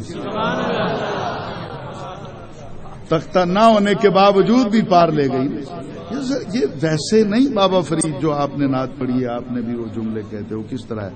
مجھے سرائکی میں وہ اپنا تیرے درد کتے آنال ادب، یہ ویسے نہیں کوئی کہہ دیتا نا، کچھ تو ہے نا مدینے والے کی ذات کے اندر کہ بڑے بڑے اکابر اولیاء صلحاء علماء. میں ایک بات کروں اور پھر میں آپ سے اجازت چاہوں. حضرت ربیہ کے بارے میں آپ نے روایت سنی ہے کہ آپ وضو کراتے تھے، پھر نبی پاک نے ایک دن کہا سل مانگ کیا مانگتا. میں حضرت ربیہ کے بارے میں ایک اور روایت عرض کرتا ہوں. حضرت ربیہ کی عادت تھی سائیں کہ مشکیزہ پانی کا کاندھے پہ رکھ کر ساری رات نبی کے دروازے پہ کھڑے رہتے. حضور جب اٹھیں گے تو میں وضو کرواؤں گا. سردیاں آ گئیں، سردیوں کی ٹھٹھرتی ہوئی جناب صدر رات تھی. نبی علیہ السلام اپنے بستر پہ آرام فرما ہوئے اور حضرت ربیہ دروازے پہ کھڑے ہیں مشکیزہ کاندھے پہ لے کر. نبی علیہ السلام چونکہ عزیز علیہ ما عنتم کی صفت رکھتے ہیں تو آپ کے دل کو قرار نہ آیا. آپ نے آواز دے کر کہا ربیہ آج سردی بہت ہے، گھر چلے جاؤ آرام کرو، آ جاؤ گے تو تم وضو کرا دینا، نہیں تو کوئی بات نہیں، آج میں خود کر لوں گا، تمہیں چھٹی دیتا ہوں. شاید میں نہ نبھا پاؤں، غور کیجئے گا. حضرت ربیہ نے ہاتھ جوڑ کر باہر سے عرض کی کہ حضور مجھے کوئی نہیں لگتی سردی، نوکر بننا ہے تو ایسا بننا، مرشد کو منانا ہے تو اس طرح منانا. کہ مجھے نہیں لگتی سائیں گرمی نہیں لگتی. سرکار نے پھر کہا نہیں، تیسری بار پھر سرکار نے کہا. حضرت ربیہ نے کہا حضور مجھے سردی نہیں لگتی، آپ آرام فرمائیں، آپ آرام سے لیٹ جائیں. سردی تھی، سرد رات تھی، سردی تھی تو نبی کہہ رہے تھے. تو حضرت ربیہ جو کہہ رہے تھے مجھے نہیں لگتی، جھوٹ بول رہے تھے. میں یہاں پہ بھی سوال میں نے صرف روایت نہیں سنانی نا جی، مجھے آپ نے کیوں بلایا؟ روایت تو آپ بھی پڑھ لیں گے نا سر. میں نے جو 29 برس دھکے کھائے ہیں اور اب بھی کھا رہا ہوں، مجھے کس لیے آپ نے بلایا؟ سردی تھی، نبی جو کہہ رہے تھے سردی ہے، وہ کہتے ہیں مجھے نہیں لگتی. اس میں بھی ادب کا کمال ہے، وہ یہ نہیں کہتے کہ سردی ہے نہیں.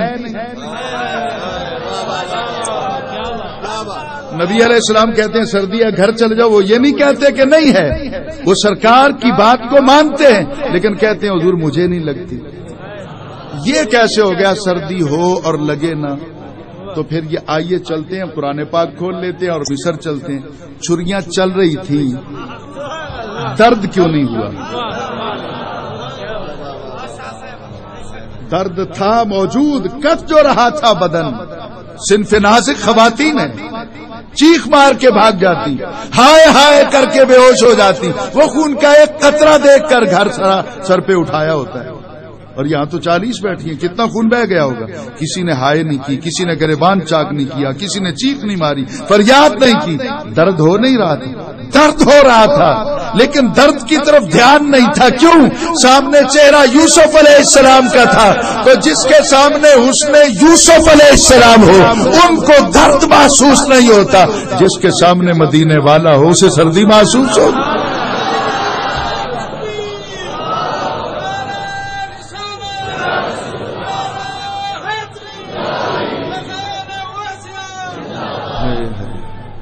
ایک جملہ قرآن پاک کا میں نے کہہ دیا، میں تو پھر وہ چونکہ بس عادت ہے نا اس طرح بات سے بات کرنے کی. عزیز علیہ ما عنتم، سورہ توبہ کی سیکنڈ لاسٹ آیت ہے 128 نمبر کی، اس کا یہ پیرا ہے. جناب صدر علماء اس کو بیان کرتے رہتے. میں بہت نالائق ہوں، آپ کے آباء و اجداد کے قدموں کی خاک کے ذروں کے برابر بھی نہیں ہوں میں، لیکن جناب صدر میں ایک حقیقت عرض کرتا ہوں کہ عزیز علیہ ما عنتم یہ نبی کو اللہ نے صفت دی ہے. اللہ کہتا ہے کہ تمہارا کسی کا بھی مشکل میں پڑنا نبی پہ گراں گزرتا ہے، نبی کا دل دھڑکتا ہے، نبی کے دل کو چوٹ لگتی ہے. یعنی گرتے تم ہو، مصیبت تم پہ آتی ہے، دشمن تم پہ حملہ کرتے ہیں، دل نبی کا دکھتا ہے. ثابت یہ ہوا کہ ہمارا براہ راست اس کو میں پروسمیٹک سسٹم رابطہ بھی نہیں کہہ سکتا، الیکٹرانک بھی نہیں کہہ سکتا، آٹومیٹک، یہ سارے سسٹم کمزور ہیں، ابھی ان میں دیر لگتی ہے۔ جو تیرا اور نبی کے دل کا آپس میں اللہ تعالیٰ نے ایک مربوط رشتہ اور سسٹم بنا دیا، وہ اتنا حساس ہے کہ تجھے ٹھوکر لگتی ہے، تیری زبان سے فریاد بعد میں نکلتی ہے، مدینے والا پہلے اللہ تعالیٰ کے حضور عرض کر دیتا ہے یا اللہ فلاں جگہ جو گھرا ہوا ہے نا کوئی خیر نہیں، وہ میرا ہی ہے۔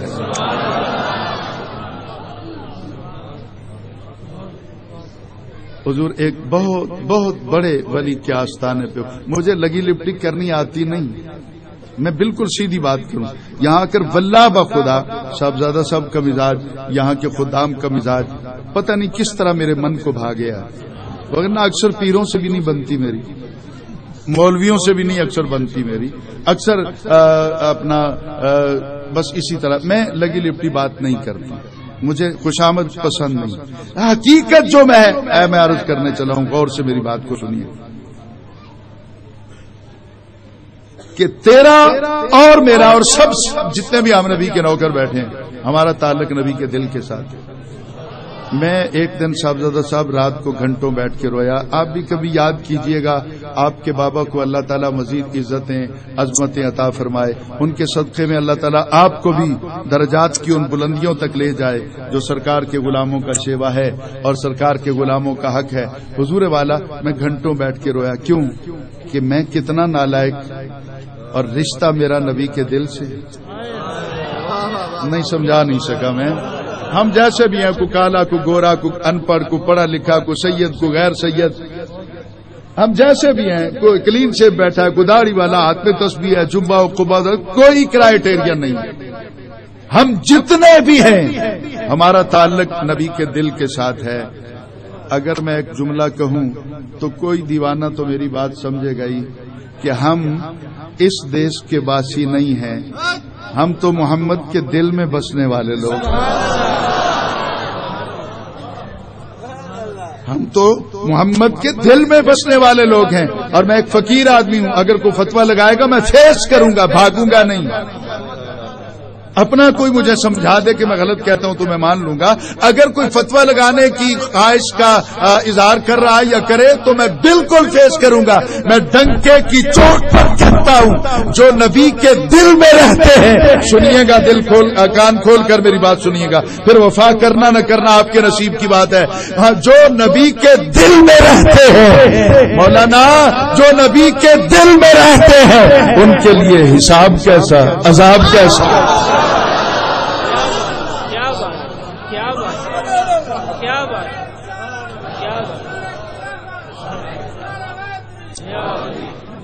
بات سمجھ میں آ رہی ہے؟ یہ نبی کا کرم ہے نا۔ تو میں کہہ رہا تھا تھی ایب والی پر پیچھے نظر تھی کسی، تو سارا دن چلا کے دکھایا، ایک قطرہ بھی اندر نہیں آیا، تو اللہ نے پانی کو کہہ دیا ہوگا، سنا نہیں تو نے؟ وہ کہتا ہے فارت تو ان آئی بہا، میرا یار کہتا ہے صرف عیب پیدا کیا ہے، ڈوبنا نہیں، ڈبونا نہیں ہے، اس کو جرات نہ کرنا۔ تو آپ نے کہا میں نے تختہ اس لیے نکال دیا کہ بادشاہ چھین نہ لے، رہوں میں اپنے غریب مرید کے گھر، چکر لگائے مرشد اور چھن جائے اس کی متاع زندگی، یہ تو کوئی اچھی بات نہ ہوئی نا۔ تو آپ نے کہا انہوں نے ایک دن ہمیں اپنی کشتی میں بٹھایا ہے نا، اب بادشاہ چھینے یہ نہیں۔ اچھا، تختے کو دیکھ کر بادشاہ نے چھوڑ دیا، سارا دن چلا کے نبی نے دکھا دیا، جوڑ لو گے تب بھی ٹھیک ہے، نہ جوڑو ڈوب جائے تو مجھے آ کے پوچھ لینا۔ بات کو ذرا سمجھیے گا، ڈوب جائے تو مجھے آ کے پوچھ لینا۔ فارت تو انائی بہا، عیبدار تو اس کو کیا، لیکن اسے پار پہنچا بھی دیا اور اسے منزل سے آشنا بھی کر دیا۔ تو یہ بھی تو حضور کشتی ہے نا، وہاں بھی کشتی تھی جس کو میں نے شروع کیا تھا، لیکن چونکہ وقت کے دامن میں گنجائش نہیں ہے اس لیے میں بہت زیادہ آگے نہیں جا سکوں گا۔ حضور والا اس کارگہ حیات کے اندر کچھ بھی، ایک اور بھی بڑی بات ہوتی ہے، پہلے دوسرے ڈرایا کرتے تھے، اب ہمارے اسٹیج پر بھی یہ کام شروع ہو گیا۔ کہ قبر میں سانپ آئیں گے، قبر میں بچھو آئیں گے، قبر مل جائے گی، ہڈیاں توڑ دے گی، یہ ہمارے اسٹیج پہ بھی لوگ ڈرانے لگے۔ پیر صاحب آپ ناراض نہیں ہوں گے؟ یعنی میں نے خود سنا ایک دو بار، دل میرا بڑا دکھا ہے۔ بلکہ ایک بار جب میں یہ بات کر رہا تھا چٹ آ گئی، ان کا حسینہ میں مدنی حدیث نہیں ہے۔ میں نے کہا ہے، قبر میں بچھو آئیں گے، سانپ آئیں گے، قبر ہڈی پسلیاں توڑ دے گی، حدیث ہے۔ جب حدیث ہے تو تم کیوں اعتراض کرتے ہو اگر تمہارے اسٹیج پہ بیان کی جاتی؟ میں نے کہا مجھے حدیث پہ اعتراض نہیں ہے، میری اوقات کیا ہے کہ اپنے نبی کے کلام پہ اعتراض کروں؟ میری حیثیت ہی کوئی نہیں ہے، حدیث مانتا ہوں اس کو، مجھے اعتراض تو اس پر ہے جو بیان کر رہا ہے، یہ ہے کن کے لیے؟ تو سنا کن کو رہا ہے؟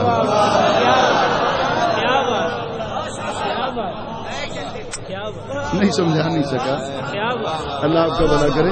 یہ ہے کس کے لیے؟ تو سنا کن کو رہا ہے؟ کن کو سنا رہا ہے؟ اس کو سنا رہا ہے جب من ربوں کا سوال ہوگا، ماں دینوں کا اور من نبیوں کا سوال بات میں ختم ہوگا، مدینے والے کی جلوہ گری پہلے ہوگا۔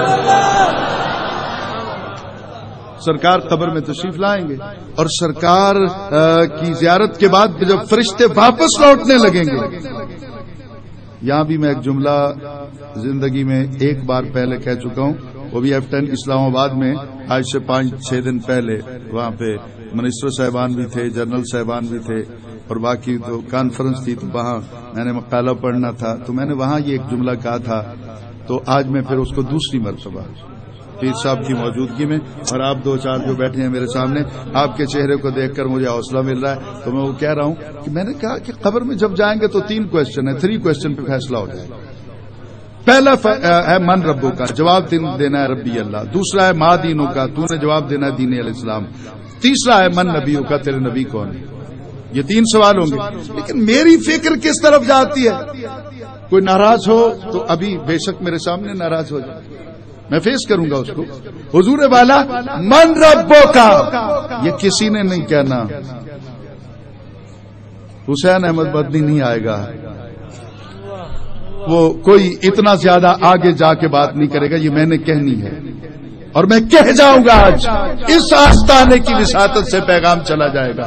فرشتہ پوچھے گا من ربوں کا، سمجھیے گا، فرشتہ پوچھے گا من ربوں کا، رب نے کوئی نہیں آنا تجھے بچانے، تجھے اکیلے ہی جواب دینا پڑے گا۔ نہیں سمجھا؟ فرشتہ پوچھے گا مہدینوں کا، دین کے بارے میں، دین نے کوئی نہیں آنا تجھے بچانے۔ فرشتہ پوچھے گا من نبیوں کا، فرشتے کا سوال بات پہ ختم ہوگا۔ زہرا کے بابا پہلے آئیں گے اور آ کر فرشتے سے کہیں گے اس سے کیا پوچھتا ہے، مجھ سے پوچھ، یہ کل بھی میرا تھا، یہ آج بھی میرا تھا۔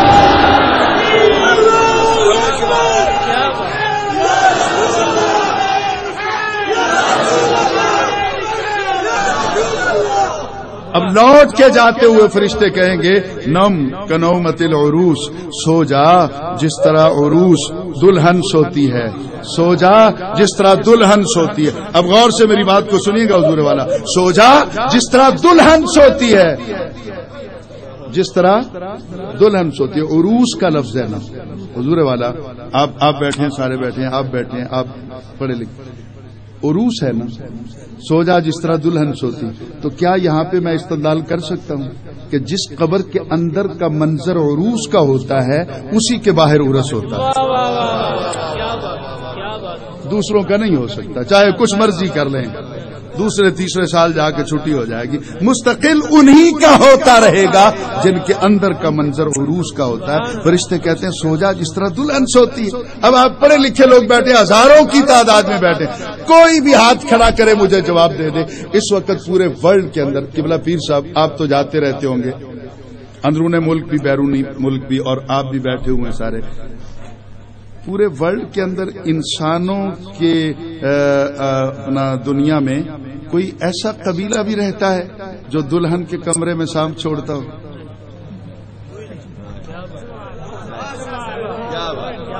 نہیں سمجھا سکتا، حدیث میں پڑھ چکا ہوں نا، نم کے نومت العروس، دلہن کی طرح سو جا۔ مجھے کوئی ایسا انسانوں کا قبیلہ تو دکھا دیں جو دلہن کی پہلی رات، سہاگ رات میں اس کے کمرے میں بچھو چھوڑتا ہو، مار مار کے اس کی ہڈیاں توڑ دیتا ہو۔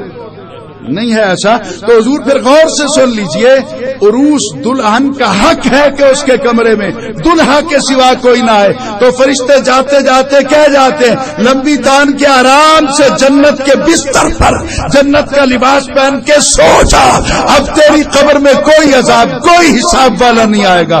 آئے گا تو زہرا کا بابا آئے گا تیری قبر میں.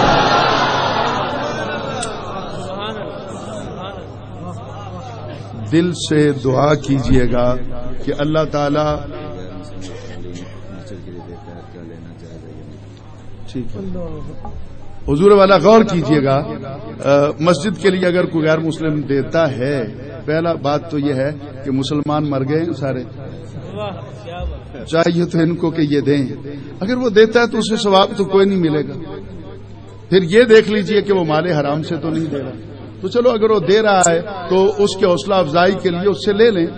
سارا کچھ ضروری تو نہیں ہے کہ مسجد کی دیوار پہ ہی لگنا ہے.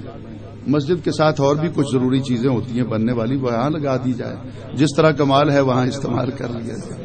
تو ویسے اگر غیر مسلم دے تو میرا خیال ہے مسلمانوں کو تو مر جانا چاہیے کہ گھر رب کا ہو, اس کا ہو جس کو تو اپنا رب کہتا ہے, اور اس کو بنانے کے لیے غیر مسلم آئیں گے.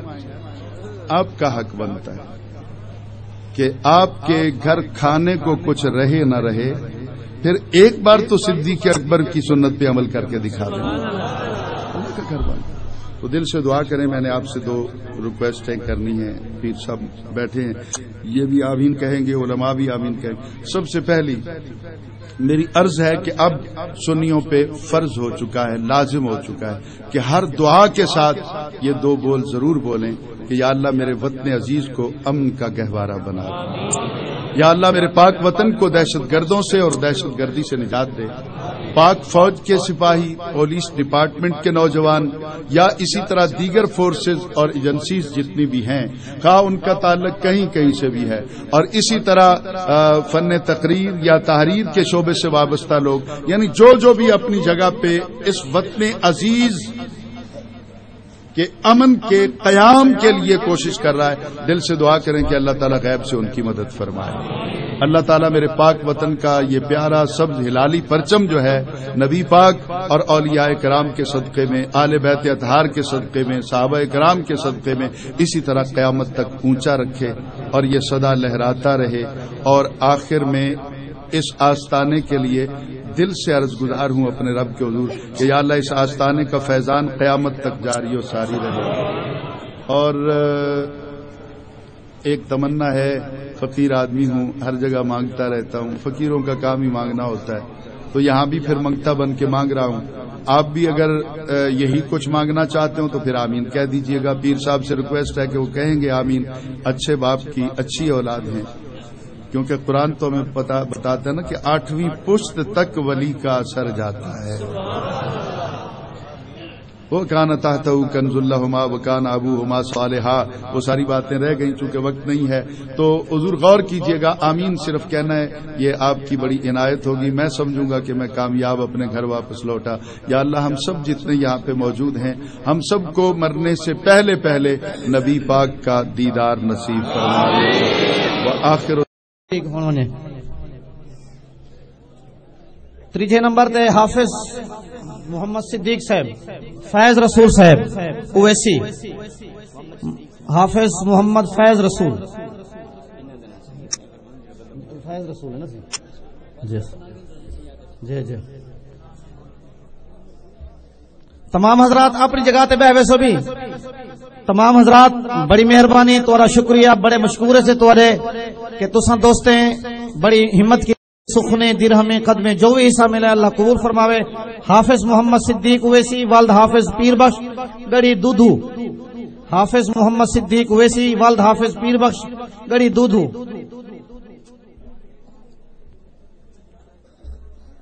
تساں بیٹھے سو باقی ساتھی جی جی ذکر.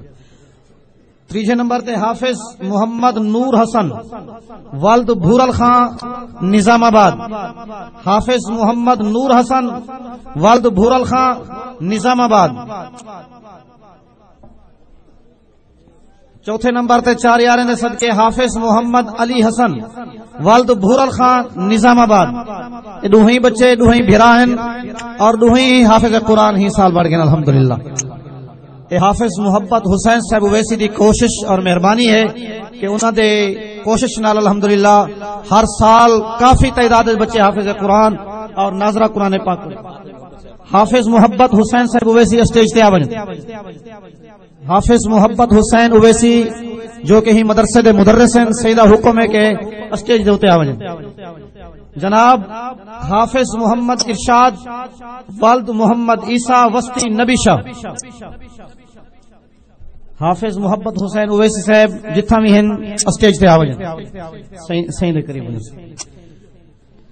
حافظ محمد سلطان والد غلام فرید وسطی نبی شاہ،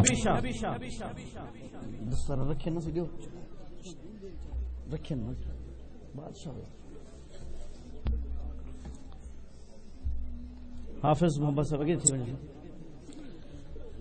محمد امان اللہ والد حبیب احمد چانڈیا وسطی کالے علی بھونگ شریف دے نالے۔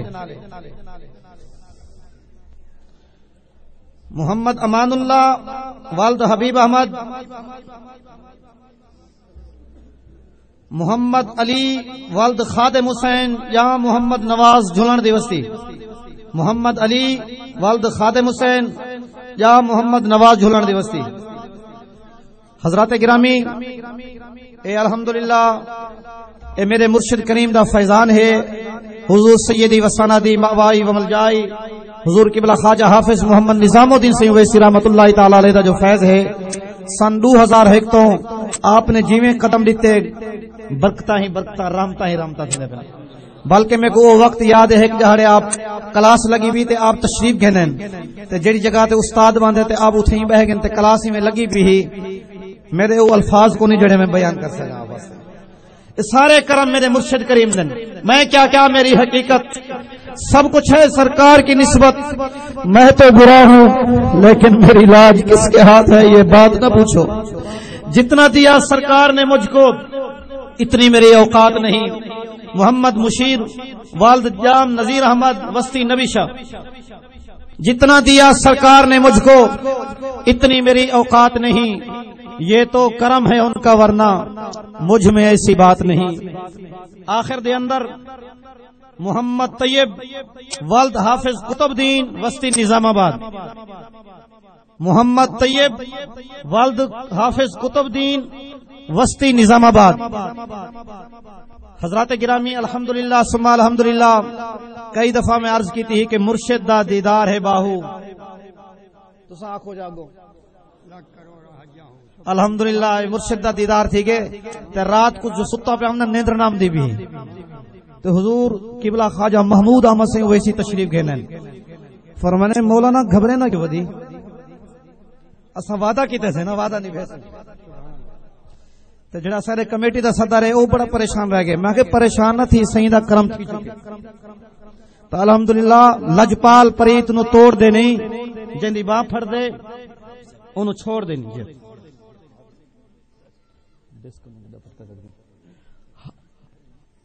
این مدرسے دے استاد جناب محترم حافظ محبت حسین اویسی صاحب سیوں دی دستار بندی فرمیسن حافظ محبت اویسی صاحب، اور دوجے استاد جناب حافظ محمد امتیاز صاحب اویسی، وہ بھی تشریف گنا میں صحیح دستار بندی۔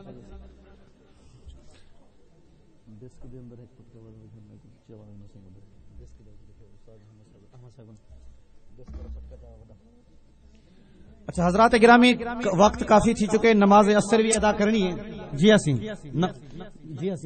عرض کریں نماز عصر بھی ادا کرنی ہے تے اے مدرسہ تے ادارے جتنے چل دے پنا تواڈے تعاون نال چل دے پنا، اے جتنا جلسہ تھے الحمدللہ اے میرے مرشد کریم دے صدقے الحمدللہ حافظ محمد امتیاز اویسی مدرس سے الحمدللہ پڑھیا بھی تھی اسی پڑھنا ویسے الحمدللہ تے اس واسطے اے 8 کمرے تیار تھے کھڑے لنٹر تک آئے کھڑے، کوئی ہے تواڈے وچ ایہو جا بندہ ہکو کھڑا تھی ونجے تے چھت ایک کمرے دی پوا دے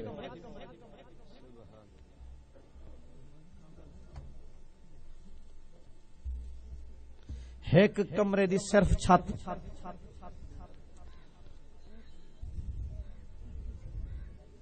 وقت بڑا مختصر ہے نماز عصر بھی ادا کرنی ہے چلو اٹھ فریدا فتیا تو بھی میلے نو جا جے تینوں اوتھے مل جائے بخشا نالے تو بھی بخشا جا نالے تو بھی بخشا جا اے بخشش دی محفل ہے اور اے بخشن خاں دے گوٹ کھنو بخشے دی گوٹ تک جیڑا بھی زمین جائے وہ بخشا گیا انشاءاللہ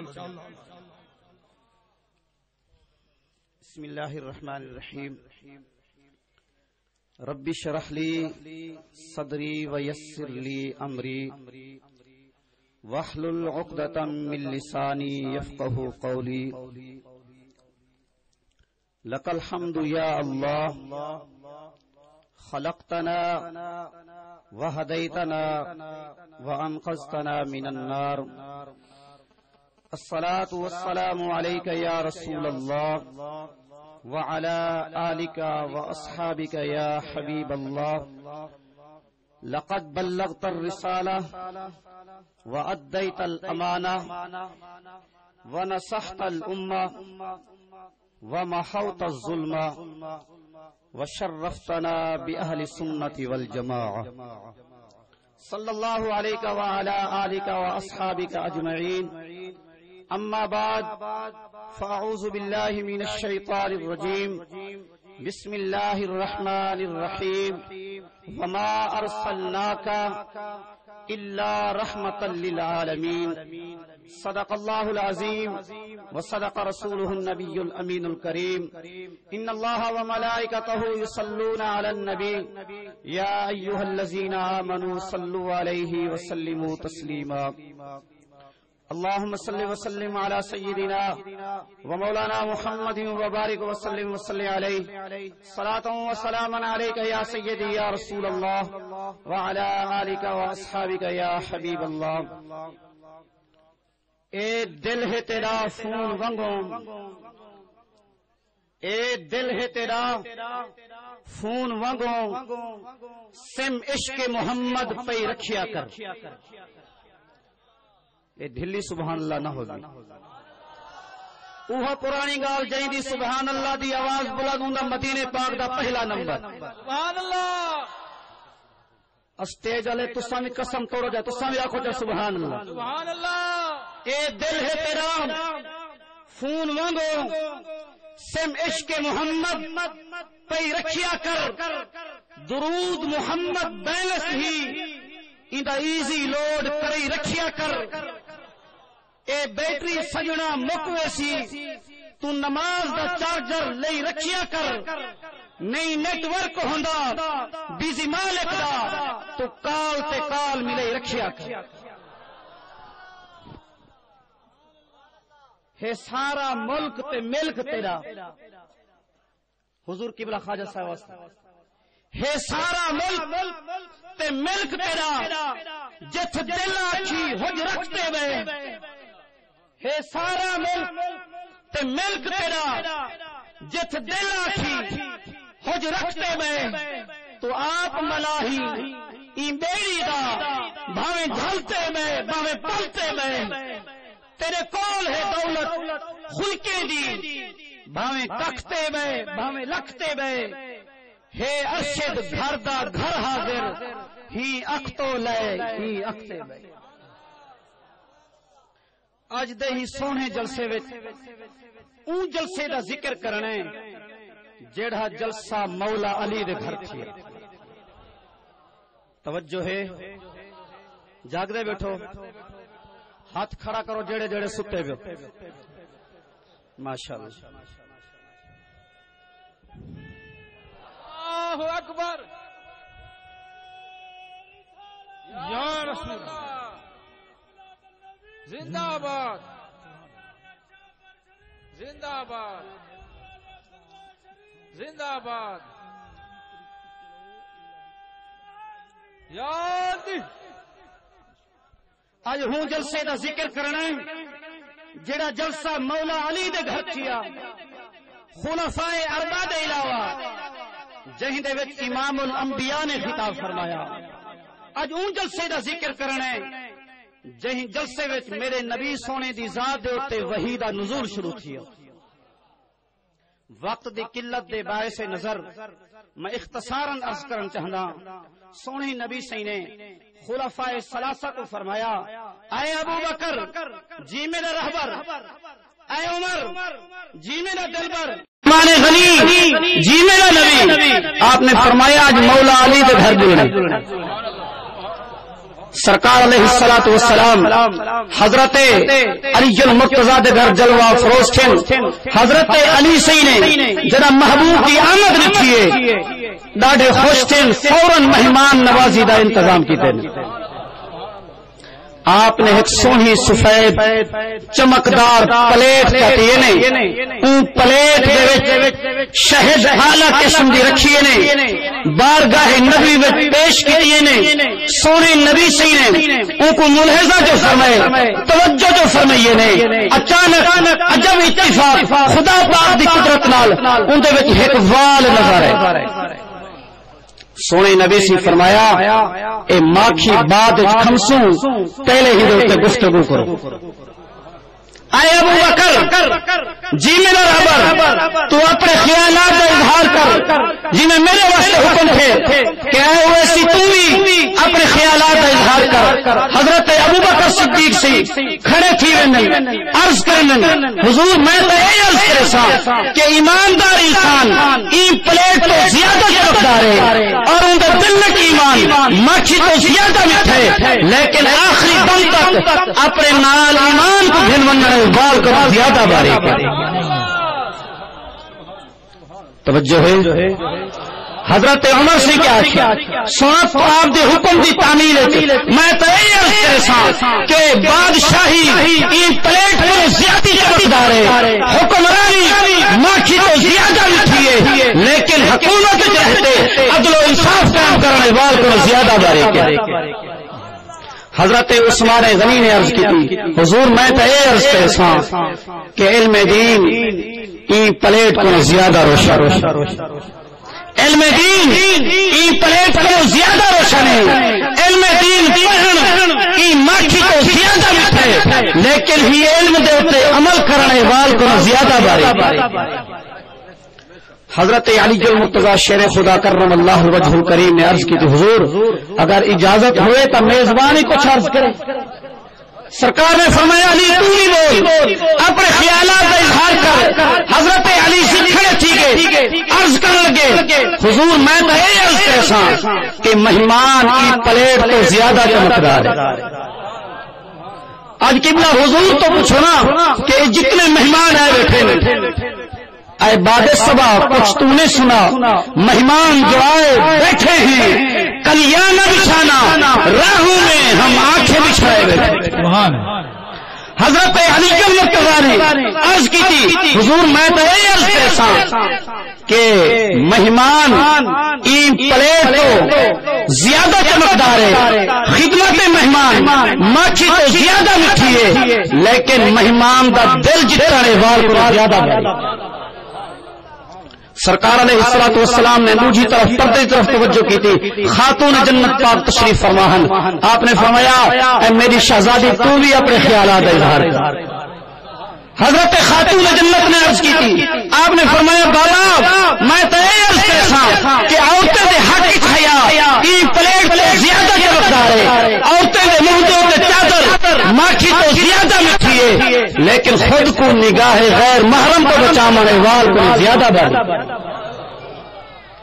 نبی سونے فرمایا میرے غلاموں معرفت الہی پلیٹ تو زیادہ چمکدار ہے، معرفت الہی تو آگاہ تھی ماکھی تو زیادہ میٹھی ہے، لیکن ہی معرفت الہی کو اپنے اندر محفوظ کرنے وال کو زیادہ باریک۔ جبریل امین حاضر خدمت تھے، حضور میں بھی کچھ عرض کرنا چاہنا، میں بھی اپنے خیالات کا اظہار کرنا چاہنا۔ سرکار نے اجازت نہیں دی، حضرت جبریل امین عرض کرنے، حضور میں تو یہ عرض کرتا کہ راہ خدا این پلیٹ تو زیادہ چمکدار ہے اور راہ خدا دے چلن ماکھی تو زیادہ میٹھے، لیکن یہ راہ کے پکا رہنے وال کو زیادہ باریک۔ سونے نبی سے ہوتے وحی دا نزول شروع تھی گیا، اللہ سے فرمایا میرا محبوب میں تو یہ آخے سا بہشتی پلیٹ تو زیادہ چمکدار، بہشت پلیٹ تو زیادہ چمکدار ہے اور بہشت نعمت ماکھی تو زیادہ میٹھے، لیکن بہشت پہنچن واسطے پل صراط ہوئے جڑی وال کو زیادہ باری۔ آخری گال ایک میسج دینا چاہنا ان کو توجہ نال سن سن۔ عشق مصطفیٰ صحابی لے گیا، توجہ ہے، عشق مصطفیٰ صحابی لے گیا، میں خانے سے شراب شرابی لے گیا، سنی افسوس ہے تجھ پر قربانی تم نے کی، چمڑا وہابی لے گیا۔ وآخر دعوانا الحمدللہ رب العالمین۔ کیا کہیں آپ اعجاز احمد اویسی صاحب، آپ نے بہت خوبصورت انداز اپنے خطاب نال سرفراز کیا۔ دوستو ہجوم عاشقاں اور یقیناً اصحاب دینہ کو